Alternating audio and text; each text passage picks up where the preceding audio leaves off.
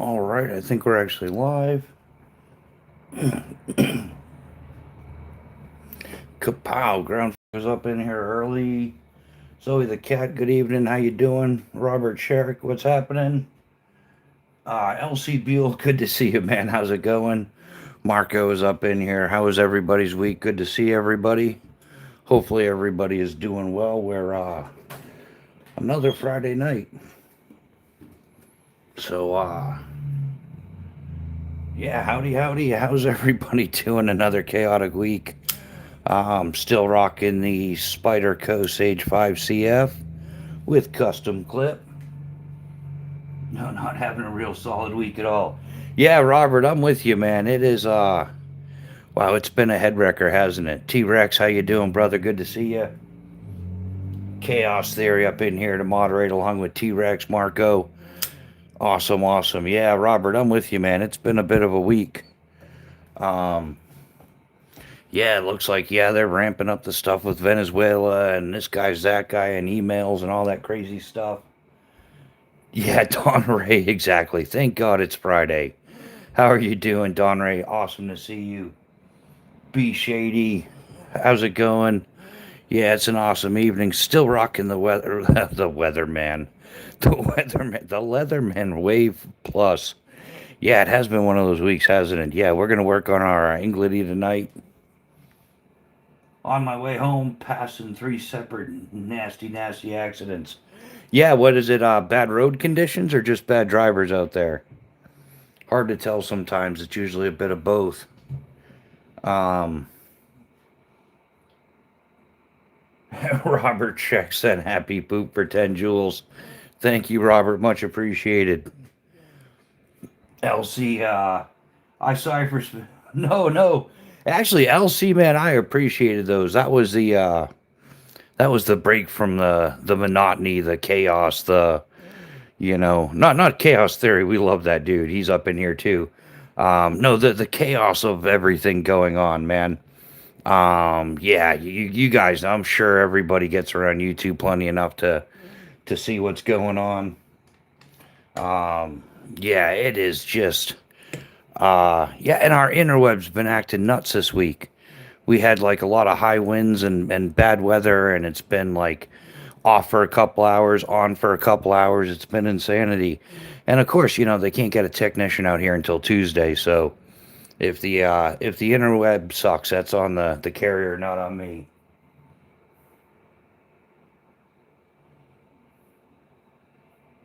Oh yeah, Clint Daniels, happy Friday. Phone about to die, wife's birthday.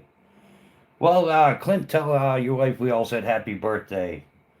Anything special planned for that birthday or just chilling? Chris Henderson, yo, what's happening? Welcome to the chat. G-Man the Smith boy, hello, hello, how you doing?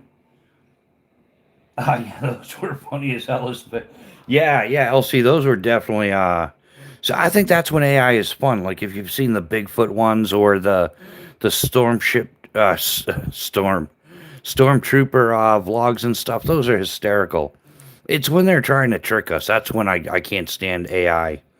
Like when you sit there, like you got to check the comments. I'm sure everybody's seen some of those videos. But yeah, you got to check the comments. Like, is this legit or not? But when it's clearly just, like really, really good graphics and stuff, and it's meant to be comical or something. Yeah, I don't even mind AI replacing the Hollywood actors. I'm fine with that. We could probably get movies cheaper. No, it's when they do it for like trickery, like they try to dupe you into some like, oh, look at the dog saving all the little children. And you're like, is this legit? Because like, dogs are cool like that, unlike cats. Um, but then you find out it's AI. You're like, oh, you just sent me on a tearjerker so you can get clicks and views. That's a like, well, yeah, when they do it for deceit and stuff, that's when it's bad. Oh, Clint, you're going bowling? Yeah, yeah, a whole lot of luck with that. Um, Boondock, New Hampshire. Yeah, the solar storms have been messing with things. Yeah, Boondock. You know what? I didn't even think of that, man. Yeah, didn't they have like some high rated? What is it? G4, G5 rated storms coming through that could have wiped out humanity. Of course, that whole game. There was a video a while back that showed a big Hulk carrying away a kid, but it was proven to be fake. Yeah, Don Ray, how are you doing? Awesome to see you here. How's your Kindle pile doing? We saw it getting there, so progress is progress, right? But yeah, thanks for the little shout out there, and yeah, hey guys, if you didn't see it, Don Ray did a little thing. She was in the live chat last Sunday, she's getting a little motivated to do up some kindling, and did a little short thanking everybody for helping motivate her. So if you get a chance, check out Dawn Ray's channel and check out some of her shorts and whatnot.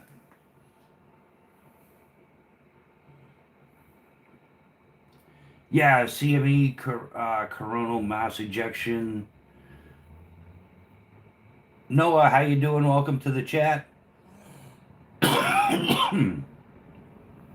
Wow, it's FOBOS Friday. I haven't even brought out a thing yet. Cannon, how you doing, man? Happy belated Marine Corps birthday there. 250th birthday was celebrated. Just yeah, and of course, yeah. Oh man, I'm not even sure if I should say it. Yeah, I will. It's the Marine Corps' 250th birthday, and Trump goes full ass hat and invites like the Al Qaeda leader. In like 2017, we had a $10 million bounty on this guy, and then on the Marine Corps birthday, he's sitting down chilling out with the dude. Like, come on, does it get more respectful than that? So, yeah, Trump gets a few turd nugget points for that one.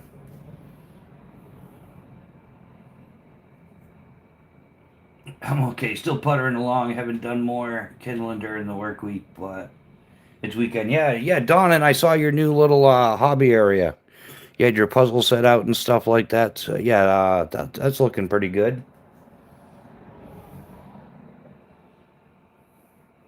How'd she get in? I didn't even see her. I think I don't know. Is Miss Bushcraft in the live chat yet?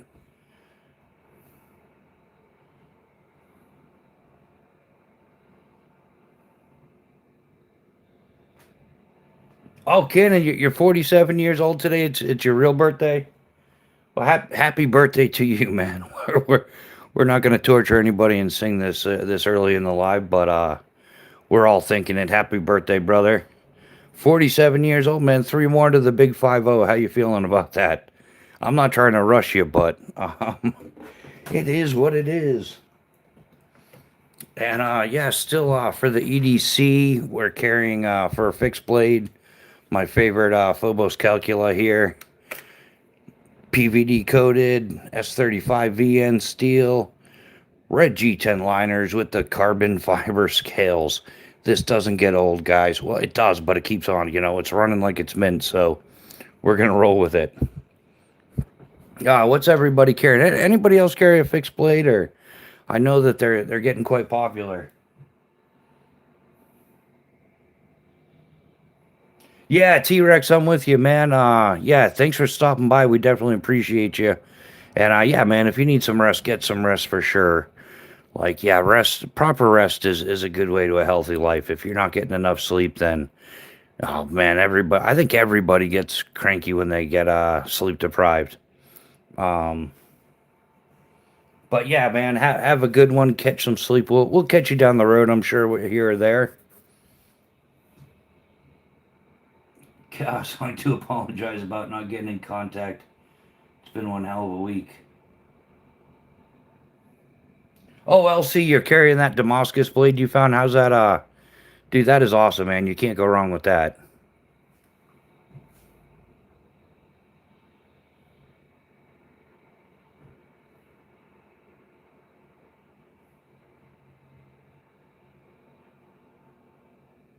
Oh, okay, yeah, Dawn. She's still out of work, so I think she's been binge watching Roseanne today. So I'm sure when she takes a break and realizes we're live, she'll pop in for sure. But yeah, yeah, I kind of noticed that everybody's kind of had an off week. Like I said, I know I have. I was feeling just run down for the week and stuff. Yeah, I wasn't getting enough. So I think I've been sleeping a little less because I'm trying not to bump into Mrs. Bushcraft with her shoulder and stuff. So I think that's cut back on my sleep a little bit. But yeah, all in all, it's going good.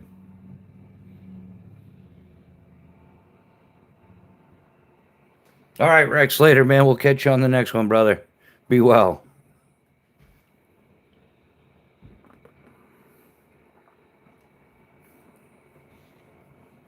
Yeah, Boondock must be something. Maybe that like sunburst and everything had a bit of effect on everybody. Who knows? You know that might be a determining factor. But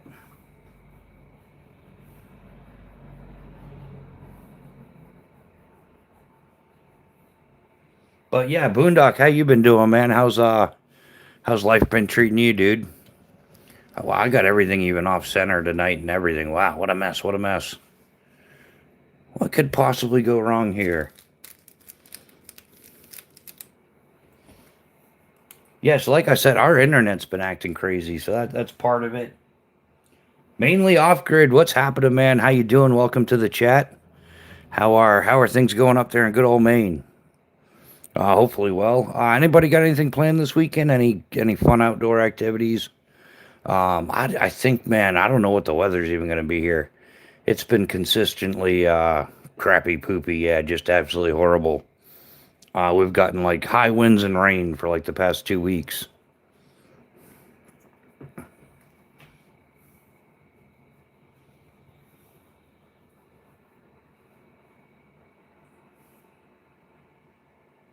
All good. Fireside Live tomorrow night.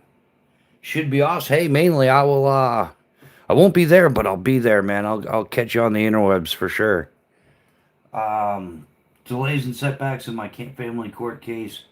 Haven't been able to see my daughter since Father's Day, and there is no court order. My ex basically kidnapped my daughter. Yeah, that's a rough way to go there, Boondock. Yeah, it's yeah, we need some court reform, some on the laws and stuff, the way that works, because yeah, a lot of dudes get yanked around with that. Hippie 420. No, I'm not selling any of them.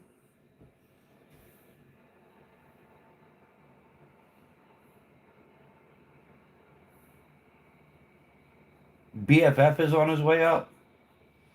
Maybe we'll go to the new skate park in Cumberland. Yeah, that sounds good. Went on hunting on Thursday and got an 8 Pioneer. Oh, an 8 pointer? An 8 Pioneer. Yeah, I'm assuming that's autocorrect, making us all look like geniuses. Yeah, an 8 pointer. How much did it dress out to?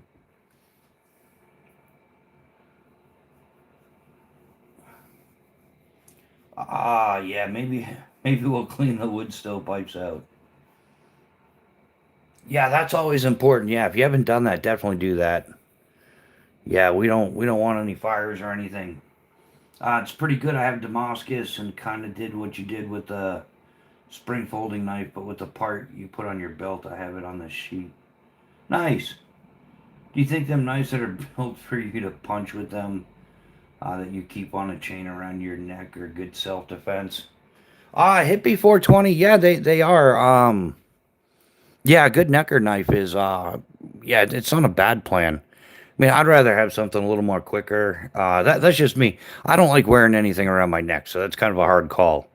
Like, yeah, if you're down with it, you're down with it. But yeah, a knife is better than no knife. That's for certain.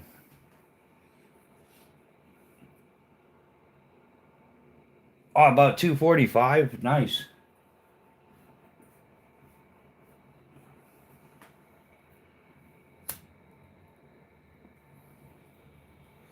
Yeah, but definitely, yeah, some knife is better than no knife. Yeah, I just never got in the habit of wearing stuff like that. I got my other knives put away. Yeah, I've got a small Spartan blade that you could use as a necker knife. Um, but yeah, yeah, I don't really wear any jewelry or anything. It took me a while to get used to wearing a watch again. So, yeah, I just wore an altimeter. Please store it as it is dangerous.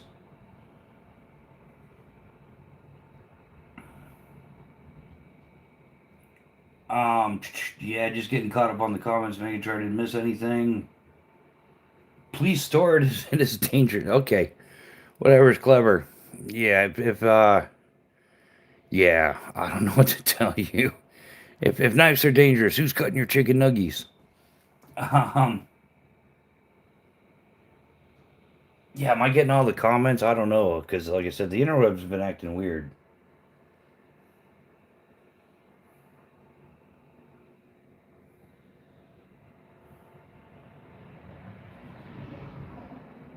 Yeah, Don Ray, that's a good reason to carry a neck knife because it doesn't stand out. Yeah, especially if nobody's expecting you to wear it. It's usually not visible and stuff. So yeah, it's a great way to conceal it. I cut my chicken nuggies with a fork. Yeah, chaos. You probably do cut it with a fork because that Gerber strong arm won't cut it, will it? Oh, I had to say it. Nothing wrong with the Gerber strong arm, unless you're chaos theory and you have a Gerber strong arm. Then squat shot. What's happening, brother? Welcome to the chat, my man. How are you doing? Man, I was cruising over Simple Shots thing, and yeah, this year they're like, man, only a 5%. I hope it gets better. They only had like a 5% discount on the Scout LT2 Pro. But yeah, I was hoping like last year was a good like 20-30% or something. But yeah, Sensia, you're right. If you're a man, you can fight with your bare hands if that's the kind of fight you're in. But yeah, I wouldn't want to bring my bare hands to a knife fight no more than I'd want to bring a knife to a gunfight.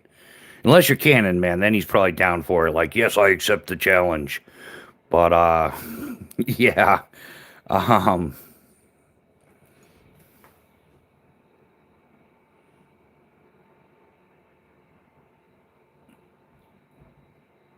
no, the Gerber cuts through the plate. Yeah, chaos, maybe a paper plate, but all right, I'm gonna behave. Neil McKenzie, welcome to the chat. Evening, Mylar. Oh, Mylar Mick, Irish John, what's happening, brother? How you doing? How has your week been going there, John? Still getting out with the dog and everything, I hope?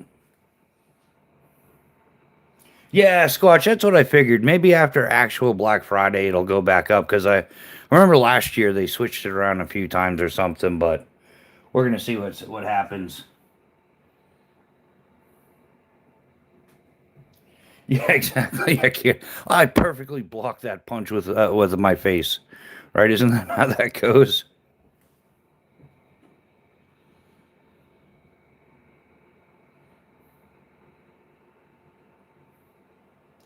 What if you're defending yourself against some weird immigrant? Then you should defend your. Yeah, I guess if you're defending yourself against any weird people, there's plenty of them out there nowadays. Yeah, situational awareness. I guess the best plan is always avoidance. As best you can. Just walk the other way. Let them do their thing. That's all. Yeah, get the dog tired out. Yeah, that's a great thing about having a dog. It's motivation to get out and do things. Good times. So yeah, what's everybody drinking tonight? I'm kicking back some coffee.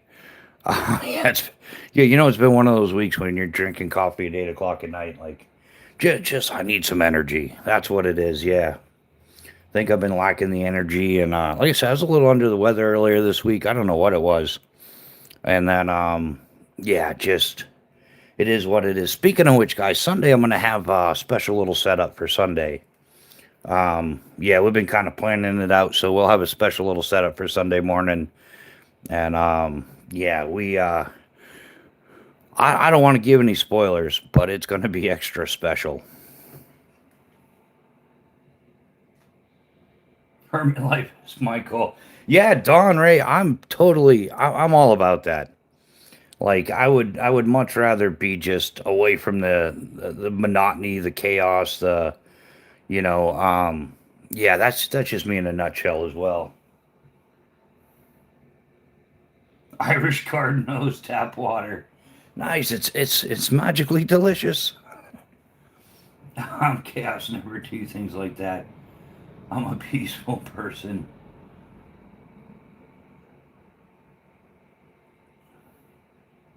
Oh, water with a little liquid IV powder. Was feeling dehydrated. That'll definitely help you. If cat isn't purple, I'll be upset. Yeah, Squatch, I'm trying to make. I wish I could make that happen. That cat's been in rare form this week too. What a little punk. Um, yeah, just give me an attitude all the time.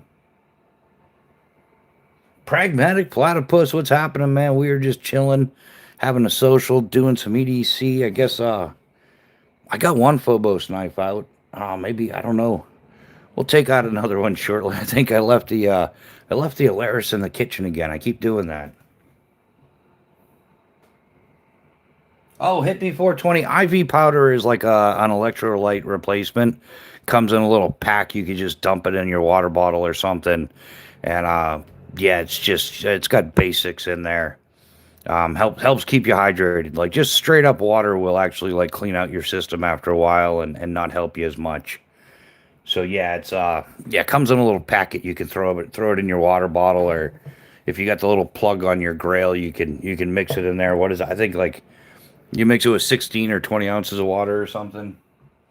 I've always found I double the water amount. Like most of those are too concentrated for me. So like if it calls for like 16 ounces, I'm throwing it in a liter. Like yeah, it's getting at least 32 ounces.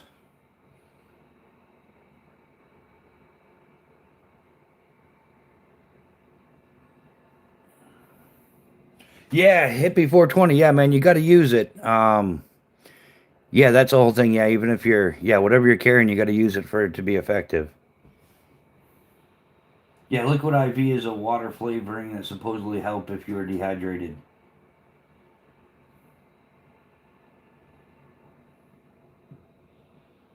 Canon, I'm a peaceful person too. Yeah, yeah, chaos. I think that goes for most people. Yeah, I think most people are peaceful and yeah, until somebody comes knocking at the front door, and you're like, time to get it on. Yeah, hippie. I do, but you can't take them on it during lives. My doctor recommended it. Yes, I just sprinkle about a half the packet in a quart jar of water. Yeah, exactly, Don Ray. That's the way to roll. Yep, French Creek, my second duty station. I was in Indian Head, Maryland. Nice, nice. Yeah, I've been through Maryland and all that. Mostly on the Delmarva. Yeah, not a fan of going through the other way. But yeah, I usually take like Route 17 right down the coast.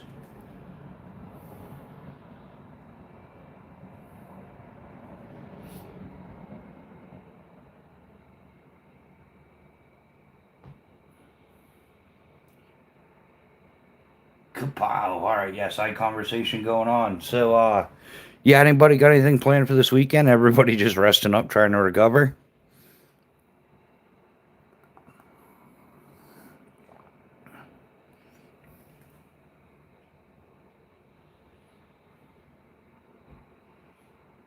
Um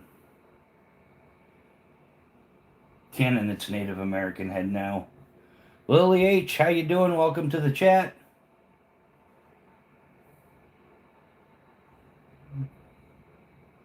Yeah, there's all kinds of stuff. Yeah, I guess anybody see any of that info on Venezuela? It looks like that's going down pretty quick. Yeah, we got the Fitzgerald Ford aircraft carrier, the USS Fitzgerald Ford out there, and I think there's more aircraft on that one carrier than Venezuela has altogether. Um,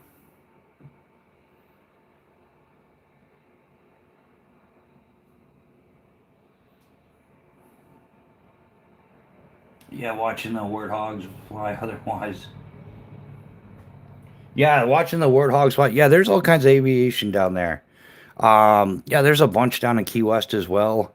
A lot of the naval Seahawks flying around, which is like the naval version of a Black Hawk. Last I heard, there was a MEU and a bunch of missiles boats off Venezuela. Did they send the? Yeah, oh yeah, pragmatic. Yeah, they sent the entire USS Fitzgerald Ford Yeah, it is. I'm pretty sure it's not the biggest aircraft carrier we have, but yeah, sent the entire carrier strike group down there. I'm sure there's a whole bunch of Marines and whatnot going in as well. So,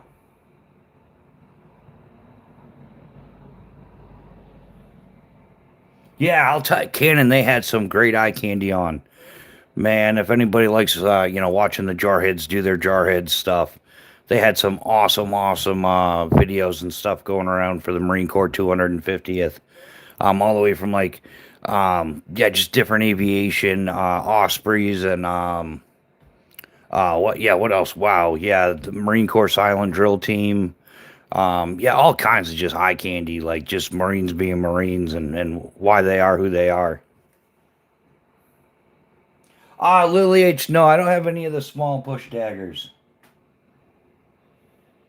Yeah, ironically, oddly, you're the second person to ask that tonight. Random question. But yeah, no, I don't have any of that stuff. Um, yeah, sorry, nope. Yeah, no push daggers, no Belisong butterfly knives, no OTFs. Yeah, none of that fancy stuff. I'm just a regular dude, you know.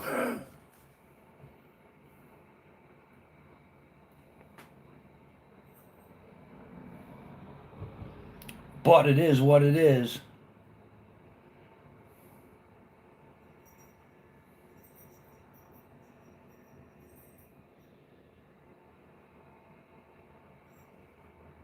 Wow, interesting. Wow, okay then. Papa Rhino, good evening. How you doing, my man? Welcome to the chat. How's life treating you? You get back home yet, or you still busy? Man, yeah, I would want to be home all the time. You've got that big piece of property to enjoy. Yeah, that's got to be sweet. A butterfly knife. They seem like they would cut your fingers off if you don't use it properly. I'd rather carry a Rambo knife. Yeah, hippie. That's yeah, I guess so, man. Um, yeah, I'm not a fan of the Rambo knife concept. I mean, like, it's just, I don't know. It's, it is what it is. I make parts for the Osprey, just not the ones causing all the crap. Oh, of course, Boondock. Yeah, it's the other guy. Man, that is one aircraft I would have liked to have jumped out of. Just never had an opportunity. There's no way, no how. Yeah, but I hear those things have like an insane climb rate. Yeah, what just would have been cool to jump out of an Osprey, put that in my logbook.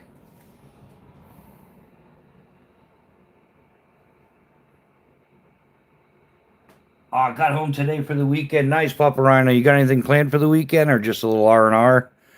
Little But yeah, once you're a homeowner, it's kind of like it's something you always do, right? Like the job, there's always something that needs fixing, something that needs tweaking. Lawn needs to be mowed. Yeah, bushes need to be trimmed. Because I live in the UK, so most people who carry knives are Rambos and machetes. Yeah, hippie 420. I just saw another thing on that. Yeah, their whole ninja weapons. You know, you can't have ninja weapons. Or what the thing was going on? No zombie weapons or apocalypse weapons or something. So now it's just like always, all the law-abiding citizens are walking around with, fingernail files in their pockets, and there's, a couple of engineers, whatever you want to call them, out there like having a machete fight, and people are just recording it, like they're just running around with machetes. So of course the criminals have the weapons, but your average person has nothing to defend themselves with. Yeah, something's gonna happen in the UK. Like they're talking like a coup or something. Even the military's unhappy. What's that goofball's name? Starmer? Yeah, what a commie, huh? Why live in the UK? Come to Russia.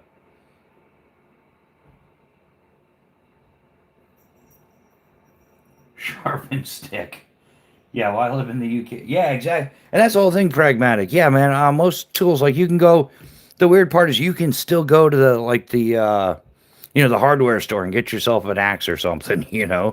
So like their laws, like they're just passing those goofy. It was like when the Brady Bill came out. You can't have more than 10 rounds in a magazine. Like that's gonna make all the difference in the world. But yeah, some of the laws just don't make sense. Gonna hit a card shop tomorrow, then some R&R while burning some limbs from the pile. Got a pole saw and been trimming trees up in trails. Hoping to get them ready for ATVs. Nice, nice, Paparana. That sounds awesome.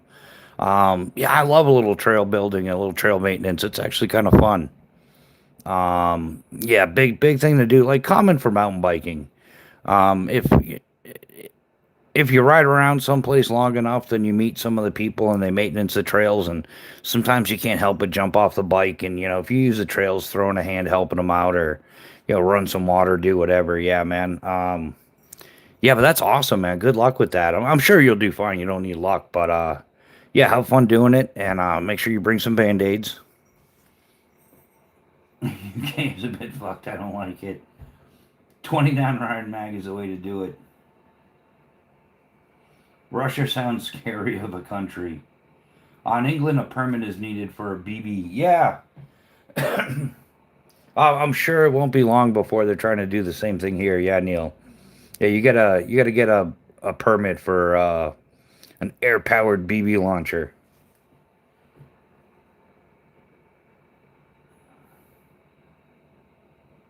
Card shop is first and foremost, though.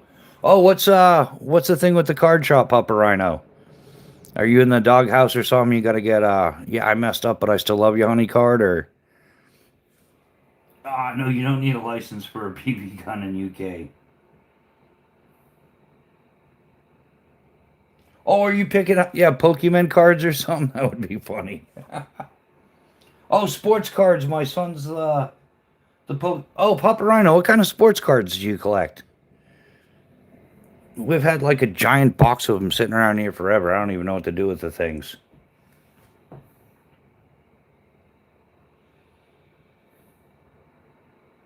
Yeah, and man, I've seen some of the Pokemon stuff. Like the people scalping them, going out there, like buying them all up, and they've got the vending machines, and somebody will get in line and just buy them all, or yeah, they go to Costco and just buy the whole pallet. They had one; it was like two. It was limited, like two packs per membership. So they got like 50 memberships to get like 100 packs of them, and then they came back, 100% guarantee, and they like had 49 of the memberships refunded. Said it wasn't worth it. What a scam! Daniel Suarez, hey, welcome to the chat. How you doing? Oh, Olum, did I miss you? Hello, welcome to the chat. Good evening, good evening. Yeah, hippie, I had heard you needed a rifle or shotgun certificate for air guns along with all other. Yeah, Boondock, but they're not allowed in lives, right? Not even the air powered ones, man. That sucked. I was like, yeah, basically Boondock got nailed in alive with the Red Rider. And they're like, "Oh no, you can't do that. No lives for you." What was it, a week or two or something you got? What's the Olight torch you were telling me about? I might look it up for in Black Friday sales. Oh, the i3T2 EOS. Man, I just saw these again. They were like, man, they're like 20 to 30% off. Like the MSRP on them is like $20. But yeah, I picked up a couple. I think they were like, yeah, it was like 30% off, like $14. Or you can get them 20% off, like $16 or something. I think the in general rule with Olight, never pay full retail. Like they're always going to go on sale. They always have some kind of like, oh, you can get a bargain on this one or that one.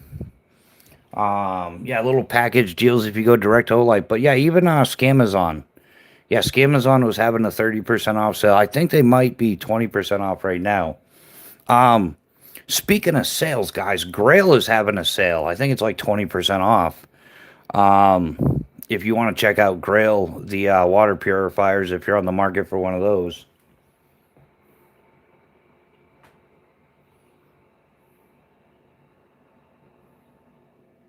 All of them. Uh, oh, the bigger one. Yeah, the Olight Warrior Mini 2. They've got the third version out. Runs off an 18650 battery. But yeah, so the one that would be most likely available is a Warrior Mini 2. I mean, I'm sorry, the Warrior Mini 3. I'm not sure if the 2 is still available. Yeah, Papa Rhino, aren't the grills great? I totally, thoroughly enjoy it. And yeah, I'm all about the titanium version.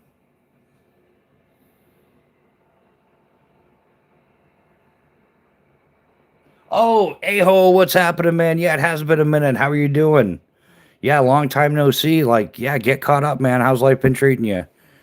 Busy, busy, hopefully. Not too busy though.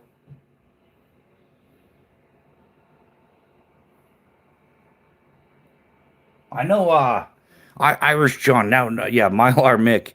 He's been busy, busy, busy. Yeah, getting a lot done. Good to see that. Getting out with the dog, getting some walks in. Got some future plans, man. You can't go wrong with that. Actually, it was a Burr CO2 pistol, an 1858 Remington clone. I own several Cap and Paul versions. Oh, okay. So it was a. All right, yeah. I had seen part of that live. I know you had a pump rifle and stuff out there, and yeah, I thought you had one of the other ones. Mrs. Bushcraft is in the chat. Take it away. How you doing? Long time no see, honey. Like, it's actually, put the fire. Yeah, exactly. What fire? I don't know what you're talking about.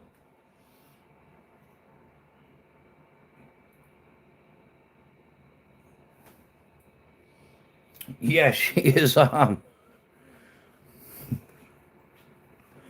She. Yeah, no, she's been good. She is. Yeah, I don't know. She's still home. So,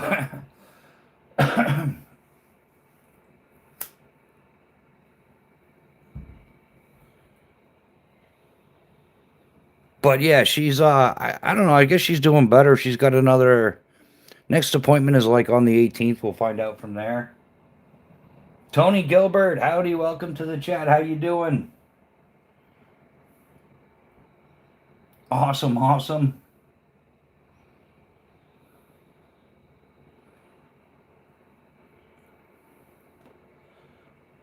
Yeah, what's everybody drinking tonight? I'm still kicking back the coffee. Yeah, actually, yeah, no, she's been doing a good job at leaving me alone. Sometimes a little bit much. I'm like, well, if you're not going to work, we could spend some quality time together.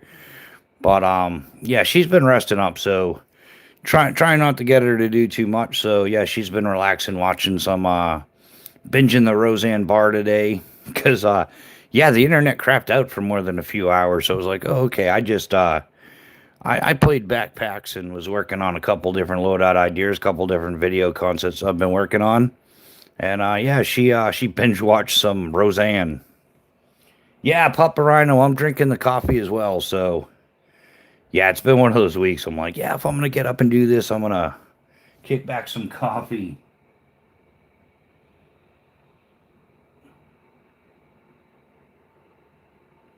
Uh, been good. I was thinking about you the other day. Was wanting to know where could I get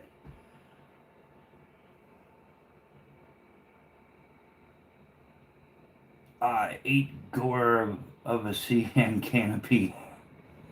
Oh yeah, yeah. Man, good question. I don't know. Maybe Strong Enterprises. They might be able to put that together for you. Strong Enterprises down they're Orlando. Orlando, Florida is where they're at.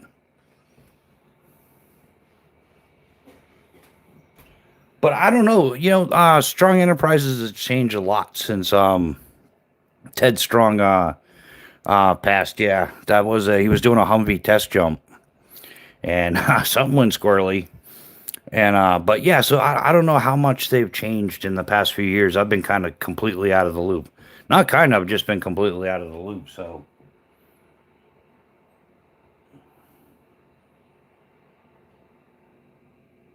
Um, oh, and if anyone knows where you can find mini bike parts, let me know. Yeah. Yeah, Tony, no clue for mini bike parts. Yeah, Chaos might be able to know. Yeah, that's more like his thing. Haven't seen him in forever. Good stuff.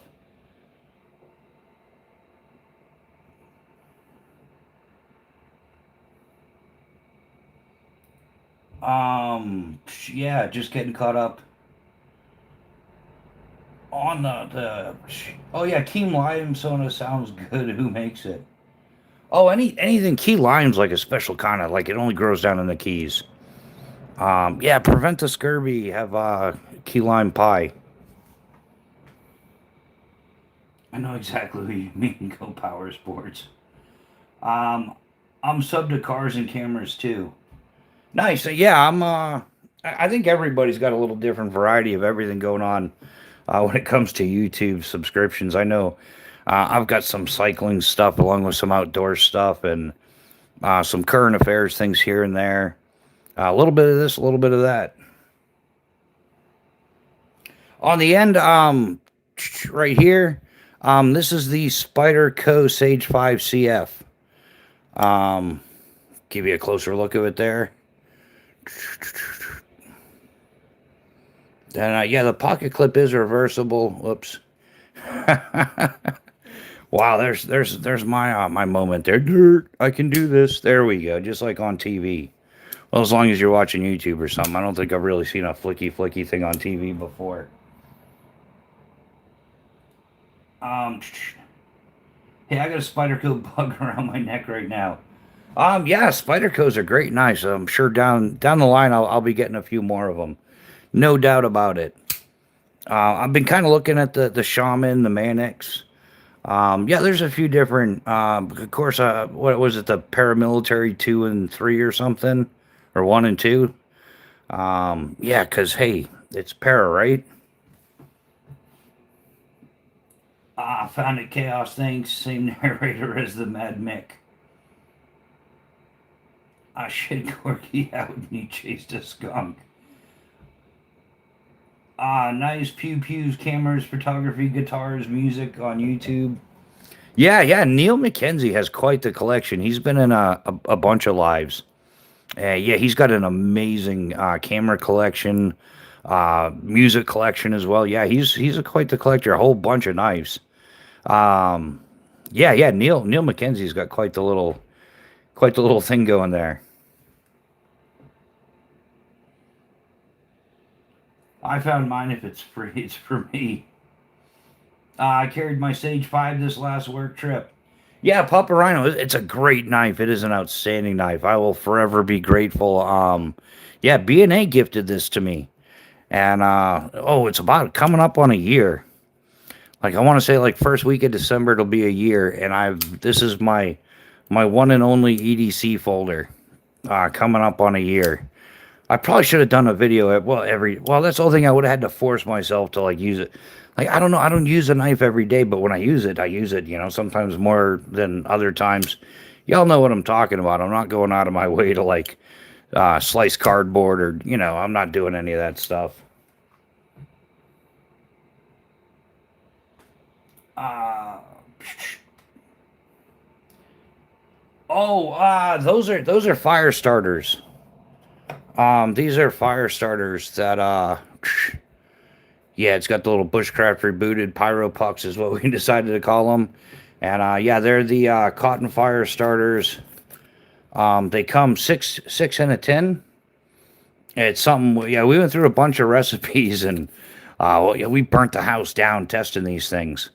But yeah, we sell these to raise money for the channel instead of like whatever. You know what I'm saying?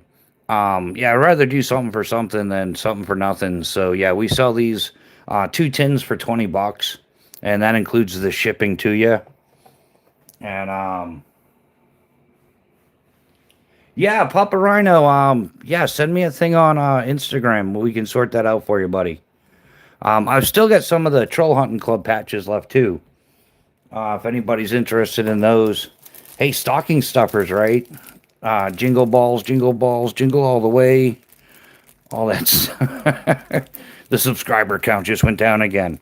But yeah, we've still got the coveted Troll Sniper tab and the Troll Hunting Club patch, the FAFO Division F round and find out. And these are both same thing. Yeah, $20 includes shipping. You get both the patches. Yeah, great stocking stuffers, fire starters, patches for you guys that absolutely love the trolls. Yeah, pragmatic. I'm not a great salesman, man. I've been selling them for a while, but sometimes, man, I've gone like a few weeks and not even brought them out. So it is what it is.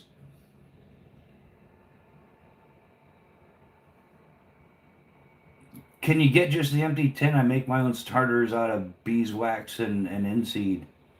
Um, I suppose, yeah, Tony, if you wanted to order them, yeah, yeah, why not? The those are the modern like PVC style patches. They're the like rubberized ones. They're Velcro backed, so you can put them on all your tactical stuff. It's the hook side of the Velcro, so it'll adhere to any loop side Velcro out there. Velcro is actually a trademark, so the hook or loop side of your whatever. Hey, that stuff was actually invented in New Hampshire. And the actual Velcro factory is in Manchester, New Hampshire. Oddly, we still have it. They haven't shipped it overseas yet, but Tony, you can just get a mini tin from the gas station. Or yeah, yeah, you could do that as well, Boondock. All right, Don, take care. Thanks for hanging out. We'll catch you on the next one. Have an awesome night. Get some rest, everybody. Yeah, get some rest tonight. Get some rest this weekend. Don't overdo it. I mean, unless that's your thing. But yeah, seems to me for some reason everybody's just a little bit on the worn down side this weekend.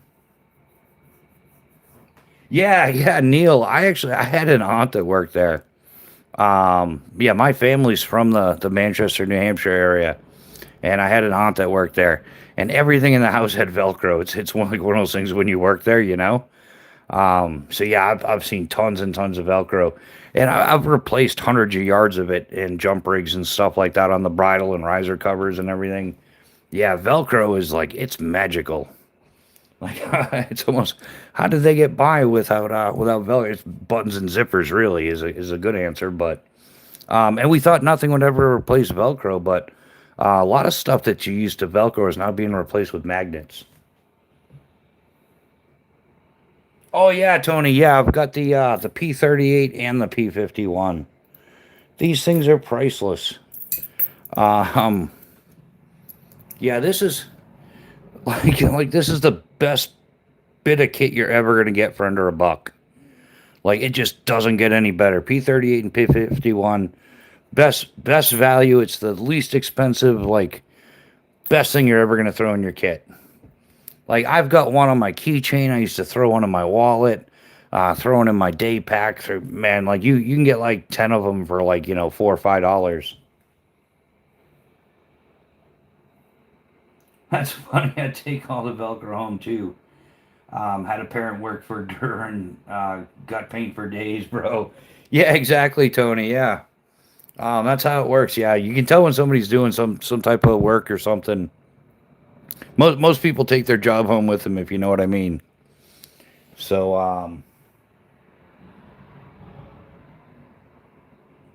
yeah, Velcro is awesome. Yeah, that duct tape and Velcro like are some of the two best things ever made.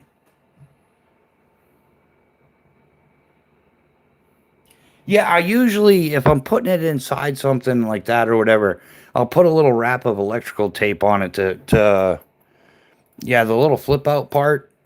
Yeah, I'll usually wrap a little piece of electrical tape around there. I just haven't done that. Yeah, you got to take some home with you. Why not? They don't need it. Yeah, I used to have tons and tons of stuff when I was parachute rigging, like all kinds of like just random fabrics, like different fedoras and stuff like that, nylon fabrics, nylon webbing, all sorts of hardware like side release buckles, tri locks, yeah, B12 snaps. I mean, I had all kinds of stuff. The rings for the 3 ring release system on the risers and yeah. Um, when I was doing work for concert venues, I had tons of gaff tape. I miss that stuff. Yeah, yeah, gaff tape is another one. It's like right up there with the 100 mile per hour tape you get in the military. Yeah, yeah. I think those are like I'd be hard pressed to put them in order. Yeah, you got duct tape, 100 mile per hour tape, and then gaff tape. And yeah, I don't know what the secret ingredient is for 100 mile per hour tape, but it's like a hybrid between the two almost. Hey, I heard folks make bags out of stuff like that. Yeah, like they make like a jacket out of a whoopee. People would do the same thing with their old parachutes. They would have a jacket made out of their old parachute. Um, yeah, or like I know a couple of girls they made like quilts out of old parachutes. So when it was no longer airworthy, yeah, they'd cut it up into little squares and make like some cool little quilt or. Um, Duct tape, ninth wonder of the world.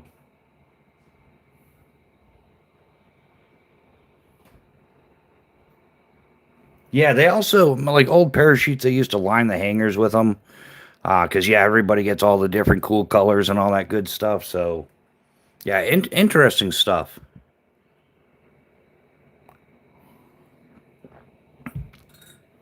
But yeah, that's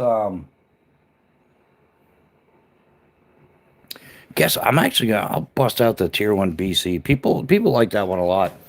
Last time I looked on the website, the Tier 1 BC is completely sold out. So I think Monday I'm gonna give Eric Hansen over at Phobos Knives a call and see what's up. Get you guys an update. Find out if there's gonna be any kind of Black Friday sale coming up or something. If there is, I'll let you guys know for sure.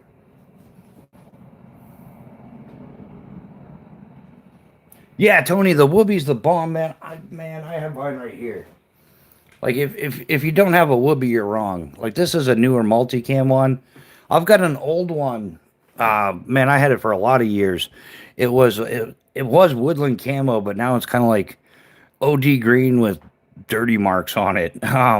It just kind of looks dirty, but it's so faded out. It's you know what I mean. It was woodland camo, but now it's some like worn out. I'll bust that out sometime, and it's like half the size it used to be. It's been compressed so many times. Oh, it's cold in Florida. 32 here. Tony, what part of Florida are you in? Like 32 is cold for Florida.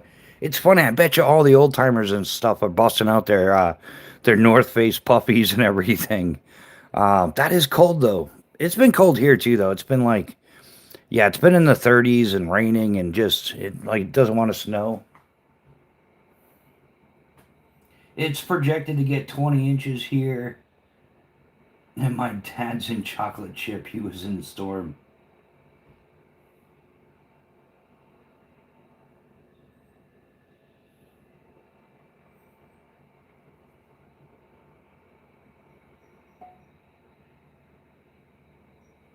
Yeah, I lived in Florida a bunch of years too. It's funny because, yeah, it hits like 55 degrees and everybody starts busting out their, like I said, their North Face puffy jackets and stuff like that. It's pretty entertaining.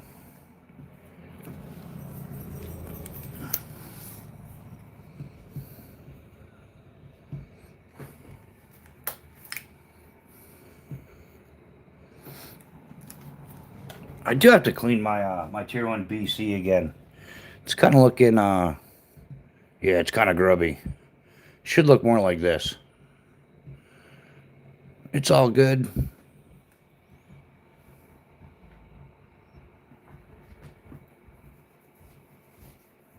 Yeah, Florida's crazy. It's cold and then iguanas start falling out of trees.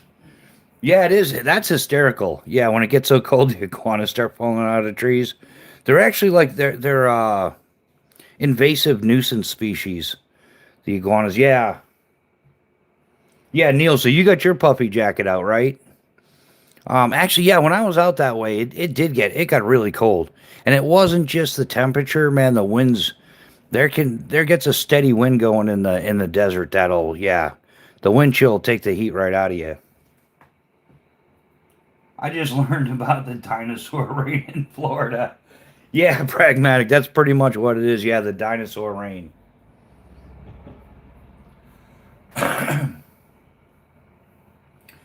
Yeah, my state's fight. Oh, yeah, snakeheads at the moment. Yeah, there's all kinds of invasive species all over the place now. Not just like animal, but yeah, like plants and stuff. I know some of the lakes in here, they've got that what foil weed or something. I forget what it's called, but it basically like sucks all the oxygen out of the lake, and if it grows too much, it'll take all the oxygen out of the lake, and then none left for the fishies. And yeah, the snakeheads. What's the ones down in Florida? They all jump out of the water like you've seen. There's a great short of somebody like cruising through in a boat and catches a fish right across the head. Yeah, yeah, definitely, man. I remember, yeah, because I'm thinking, oh, I'm out in the desert, it's going to be hot all the time. But yeah, parts of the winter, it got so cold and windy. Like, yeah, we're out riding Bootleg Canyon in Boulder City, Nevada. It's a downhill cross country mountain biking place. And yeah, man, we're gearing up like our lives depended on it. Like the first like 3 to 5 miles was miserable because you were trying to warm up.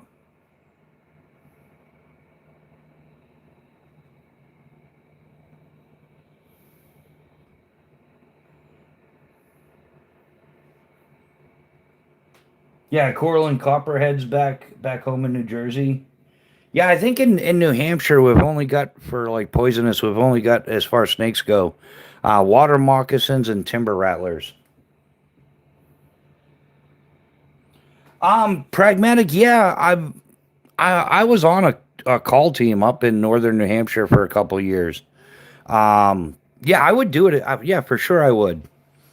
There's not a lot around here. Most of the search and rescue for that is up in the White Mountains, like Mount Washington, Mount Adams, stuff like that. That's typically where most of it is. I wouldn't mind doing it again. Yeah, I started training that. Like that's part of the mission of the Civil Air Patrol is search and rescue. So I started that stuff young. So yeah, I know quite a bit about it. I could definitely work search and rescue.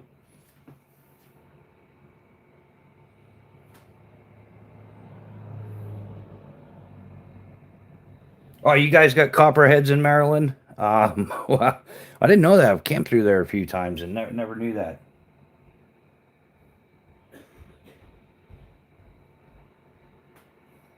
But yeah, yeah, I would totally do some search and rescue. I also I did the National Ski Patrol for a few years. So I know like a lot about like steep hill evacuations, stuff like that. So just fucking human popsicles off the mountains. Yeah, chaos. It's kind of one of my motivators for doing this. It'll get better as we go.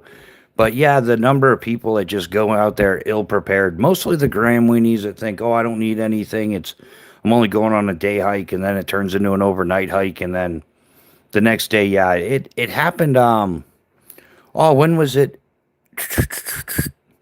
It was just a few months ago. Like it was in the middle of the summer, on Mount Washington. But a father and a daughter got separated, and um, oh yeah, was that one? It's happened a few times this year. I can't keep track of all of them, but yeah, it's definitely happened a bunch.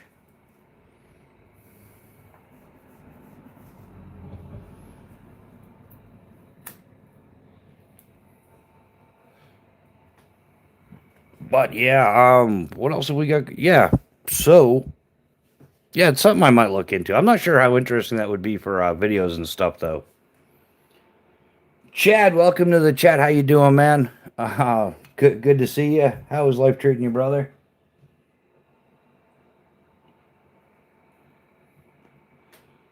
Yeehaw, folks go in the woods dehydrated and unprepared. Yeah, it happens everywhere. Yeah, you get it a lot. Like in specific areas, like out west, the Grand Canyon. They're always trying to remind people, like, it's easy going down into the Grand Canyon, but it's a different deal coming back out. And yeah, they end up rescuing people all the time out of there. It's the same thing in the White Mountains here in New Hampshire. It's very deceiving as far as how it looks. Um, like it's only 5,500 feet or 4,000 feet or whatever, but it's got some of the worst weather in the world up there. And that's what people like. We've had, we've gotten 18 inches of snow in July in Mount Washington. Yeah, yeah. People need to be prepared for what they're doing going out in the woods. And I think the whole ultralight gram weenie thing, they get carried away with it. And people are like, oh, my pack only weighs 3 pounds. So now the next dude is like 2.5 pounds. And then the other dude's 2 pounds. But then all three of them end up hypothermic on the side of the mountain getting rescued. So, yeah, it's awfully steep in the Appalachians. Folks don't understand that. Yeah, the horror stories of people dying after getting lost on day hikes are wild. Always take kit into the wild. Yeah, exactly. Yeah, pragmatic. That's exactly it. Yeah, and there's all kinds of misconceptions and yeah, exactly. Yeah, I'm only going out on a day hike, and then yeah, they bring nothing with them. I brought some trail mix and just throw a Mylar blanket in your pocket with a couple hand warmers. I mean, that could make all the difference. Spent some summers in Maine. Snow in July is awesome.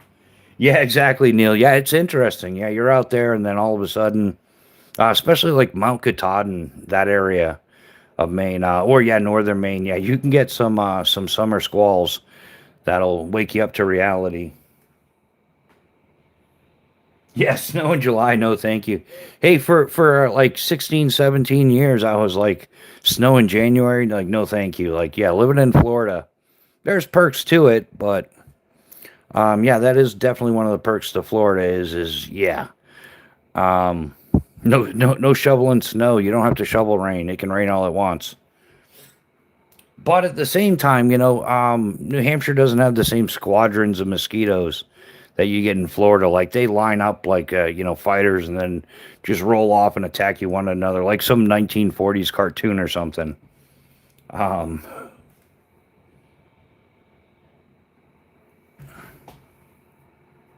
so pros and cons. Yeah, I was explaining that to Miss Bushcraft. Like in the north, at least in the northeast for the most part, in the winter, everybody stays inside. Most people, and they close the doors and crank the heat, and they're nice and comfy and climate controlled and all that. And in Florida, it's the opposite. People go out all winter because it's moderate, and then in the summer they're in their house and with their ACs cranked and the windows closed, and so yeah, climate control is a game changer. Yeah, chaos. I've seen mosquitoes down here carry off small dogs. Yeah, they swarm you like zeros and at Midway. Lots love that. But no, and then Florida's got like those super high tech mosquitoes. They have like predator style camo. What do they call it? The no-see-ums. Man, you'll just be man like the no-see-ums get you. You don't see them. That's the problem. And then next, they're just biting you nonstop. And then while you're fighting off the no-see-ums, you accidentally stood on a red ant hill. And then all of a sudden, boom, they're biting your legs. You're like, yeah, Florida can be dangerous. If you don't like little critters that bite you, Florida is definitely not for you. Chaos there. I was imagining a single mosquito big enough to carry a dog away. Oh, Phillips, Maine, not too far from Augusta. Oh, nice, nice, Neil. That's a nice area for sure. Pragmatic. I bet the Everglades are something that big. Florida's the Australia of the U.S. It kind of, yeah, yeah, pragmatic. I think you're right. Everything down there wants to bite you or eat you. Yeah, something's going to turn you into a snack. Oh, Nick, very smooth, man. We're just going to call you Nick, though. How's that? Hello from Utah, man. Corn-fed, what's happening? Does mosquitoes in the U.S. carry dengue? Dengue? No, I don't think so. Yeah,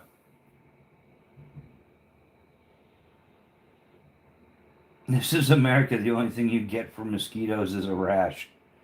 Yeah, well, yeah, it's the ticks you got to watch out for. Yeah, for some reason the ticks have a massive amount of Lyme disease.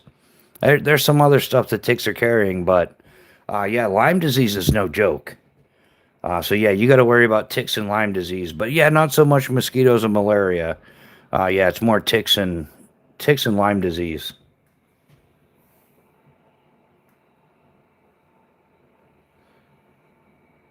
Yeah, ticks and Lyme isn't a game. Yeah, it's brutal. I use that. I treat my stuff with permethrin. Like I've got like a 10% permethrin concentrated mix that I use. Yeah, this is the stuff here. Hey, yeah, it's got the little dual thing you can measure it out, mix it up. Yeah, put your stuff outside in the shade. You don't want the UV deterioration, and get like a pressure sprayer and just spray your stuff down. And yeah, this stuff destroys ticks. There's some other stuff you can get. Like I know EMS or REI and stuff, they'll sell it. But yeah, that's the best deal there.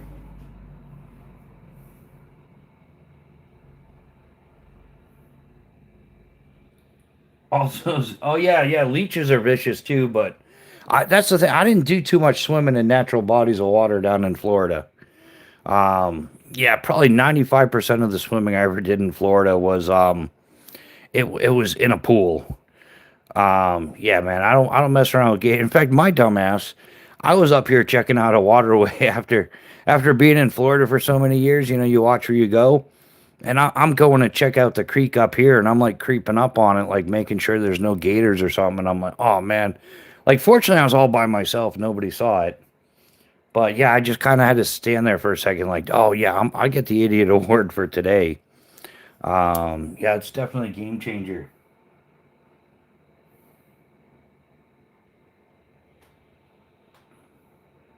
Oh well, all of our lakes are man-made, so it's different here, man. Yeah, yeah, that's true too. Yeah, West Nile.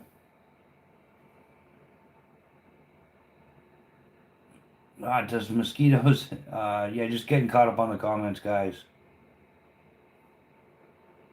Oh, anybody see their man? They're passing another law again against there'll be no THC. Federal law. It was something they slipped into a bill. So government takes 40 days off, and the first thing they do is start like messing with stuff again. Um, but yeah, they're gonna make all THC, even minute traces of it and everything. Back to 110% federal law, blah blah blah, all that good stuff. So I don't know. My big thing is if they're gonna take the THC away, they should take alcohol away. I think alcohol is far more damaging. I've seen more people get destroyed from that stuff than yeah, man. There's bar fights are a normal thing. People, tie one on, have a couple too many shots, and next thing you know, they're throwing knuckles at each other. Man, but you get a couple stoners together, and the only argument you're gonna have is like, dude, I ordered the pizza last time. It's your turn. Like you're gonna go order the pizza. That's about it. That's as violent as it gets. And eventually, one of them, the munchies, will overtake him, and he'll go and order the pizza. Problem solved. But yeah, that's about it. Oh, in Utah, we got what call Mormons. They run rampant. States. Yeah, states. Yeah, it's a $30 billion a year industry that they're taxing, or 29, $30 billion that they're taxing. The government's making money off of it, and instead they're gonna like, we want to shut that down, and everybody can go back to like a black market method, and then probably because to do the industrial prison complex, like they're just not making enough money on that. Um, Out in Utah, we got what we call Mormons. States making too much money on weed taxes to care what the feds say. Yeah, pragmatic. I think you're right, and that's everybody's. That's what everybody's saying. Like, there's other rules that states don't care about, and the states are gonna kind of like do their own thing. So that law will be challenged. Yeah, I'm not overly worried about it. Just kind of like a current affair. Just figured I'd throw it out there as conversation. I know there's some tokers out there. I really don't care. I support you guys fully. And like I said, it's the lesser of two evils. If you've been around one or the other, if you've been around both, then yeah. I would much rather hang out with somebody who's smoking than somebody who's kicking back shots. And people doing the shots tend to get angry, and like I said, I've seen plenty of bar fights and fights at house parties because um, there's a million and one reasons, but the end reason is because somebody was like excessively inebriated and had no self control left, no rational thinking, and they end up getting into a drunken bar fight or drunken brawl. So yeah, welcome to New Hampshire. Stoners to the left of us, stoners to the right. But here we are stuck in the middle with the booze. Yeah, Boondock. Yeah, exactly. We got Maine, Vermont, and Massachusetts. It's 110% legal. I was coming back from Skydive Pepperell, and there's like we're like driving slow down a road, and I'm looking over, and there's people sitting out on the porch, and this one dude just stands up and takes this massive rip from a bong, and I'm like, oh, he's gonna go to jail for that for sure. Like, that's not thinking smart. It's like, hold on, yeah, they legalized it here, like 100% recreational and everything. So I was like, yeah, that's yeah. So in New Hampshire, yeah, we've got Maine, Vermont, and Mass that are all blazing away. And New Hampshire's like live free or die, but you're not going to get stoned doing it. Um, yeah, corn fed. You're right. Yeah, alcohol is 100% a poison, and that's where your hangovers and stuff come from. Is just yeah. Um, I know guys in skydiving. They used to drink at the end of the day to, like you're jumping all day, you get that adrenaline rush going. Um, and at the end of the day, that just became their thing. Have a couple beers, and a couple turned into 4 or 5, and then 6 pack, 12 pack, 18 pack, and then yeah, they're 39 years old, like passing away from liver cirrhosis and stuff. So, but yeah, that adrenaline, man, that first 6 pack or 12 pack goes down like water when like you're riding an adrenaline rush all day. Pragmatic pours another drink. It's from the bong. If it's on your property, it's legal here. Y'all New England folks are strange. Yeah, New England's a little bit different of a mix. I don't know. We're kind of here nor there nor. Yeah, it is. Yeah, New England's definitely weird. I'll give you that much for sure.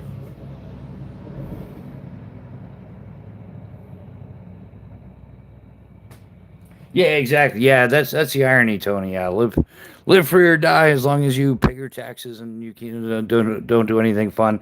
In fact, I know people. New Hampshire is one of only a couple states in all of the United States that has no skydiving drop zone. Like, there's no skydiving here. We have an indoor wind tunnel in Nashua, but there's no real skydiving in New Hampshire. They've got it in, like, even Alaska has its own in Anchorage. There's a skydive center there. They're only open a few months out of the year. But yeah, they tried for years to open a skydive center in New Hampshire, and they got shot down every time. I'm like, what the hell, like.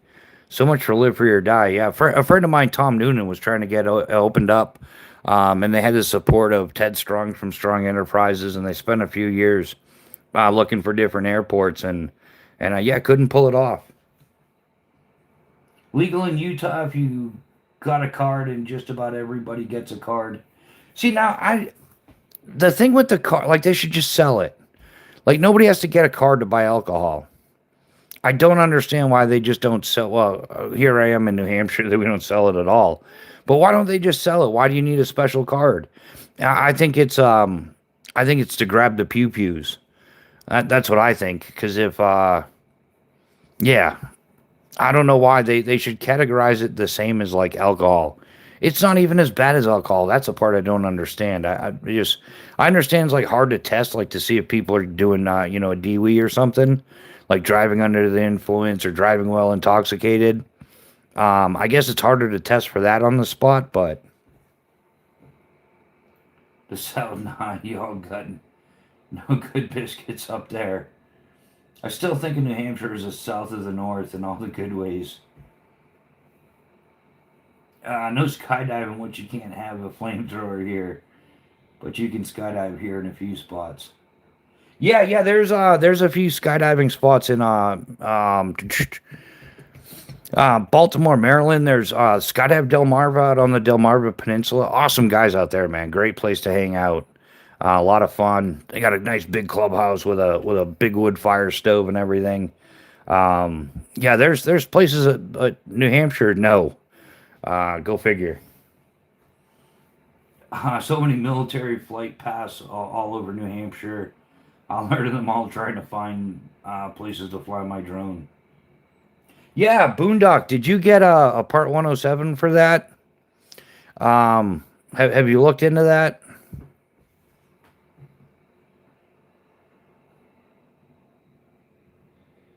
Yeah, if you're posting stuff on social media, you have to get like a little commercial license, a Part 107. But from the FAA, it's just you go down to the exam center. It talks about like cloud clearances and like different rules and regulations and stuff. I fish right by Camp David. They asked me to leave once. I said no. They just stared at me. Tony, just don't set up a deer stand.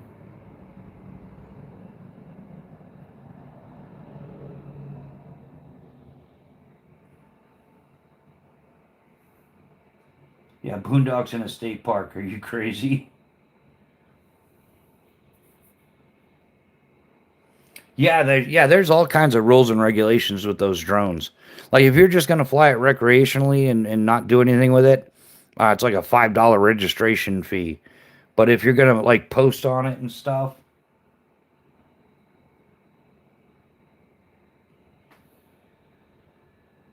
oh no, Boondock, you need it before your channel gets monetized. If you post video from that drone and there's a potential you could be monetized, I sold my drone, man. Just because I'm so sick of the FAA and their regulations and I've dealt with them my entire life. But yeah, if you're posting drone footage to social media, you have to have a Part 107. And the 150-gram rule, if I'm not mistaken, that's a Canada law. But here in the United States, according to the Federal Aviation Administration, if you are going to fly that drone commercially, meaning you're going to upload it to social media, you need to get a Part 107, and it's like $190. You have to go to the closest FAA exam center is down in Massachusetts, like a 2.5 hour drive from Concord. Yeah, like 2.5, yeah, something like that, 2.5 hours roughly. And yeah, you pay pass or fail, and if you got to take it again, you got to pay again. Um, Plus, I eventually want to go beyond LOS and do flight notes, need a 107 then. Yeah, they found the deer stand in Florida overlooking the tarmac Air Force One. Yeah, Boondock, I saw that. Yeah, the deer stand that was overlooking yeah, for uh nefarious reasons they're thinking. I can't even fly it, but by me because it's in the path of the oldest airport and there's a-holes about it. Justin Ronan, what's happening, my man? Welcome to the chat. Good to see you. Um, yeah, we had a problem. Lots of airports with drones. People like think for some reason because it's an aviation that the thing flies around that you should fly it near an airport. It's quite the opposite. You should fly it nowhere near an airport because yeah, if you have a strike, that thing some will take out some yeah, especially when we have skydiving, man. Like it's pretty sick. Um, but yeah, they're only allowed in certain class airspaces and all that.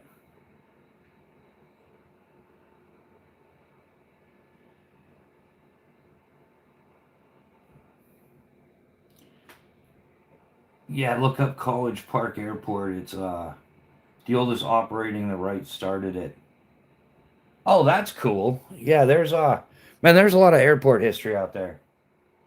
My buddy with a 107 filmed the footage for my recent videos. Oh, I got you. Yeah, man. Yeah, it's I got you. um, yeah, right on, man. That's the way to do it. Yeah, but I was looking into it and I decided I'm like, you know what? I've been dealing with the FAA since like junior high school. And finally, in after 2020, I didn't have to deal with the FAA. And I'm like, wow, this is great. kind of enjoy it. And then, yeah, when I was looking into the channel and everything, I had a DJI Mavic 2 drone, and I was gonna start. I'm like, this is great. I'll get some great footage, and it'll be cinematographic, whatever the hell that word is. It'll be great footage, though, you know. And then I started looking into it, and I was like, damn, like I gotta, you know what? I'm just not gonna do that. um, but yeah. So hey, Justin, how's your week been, man? How's life treating you?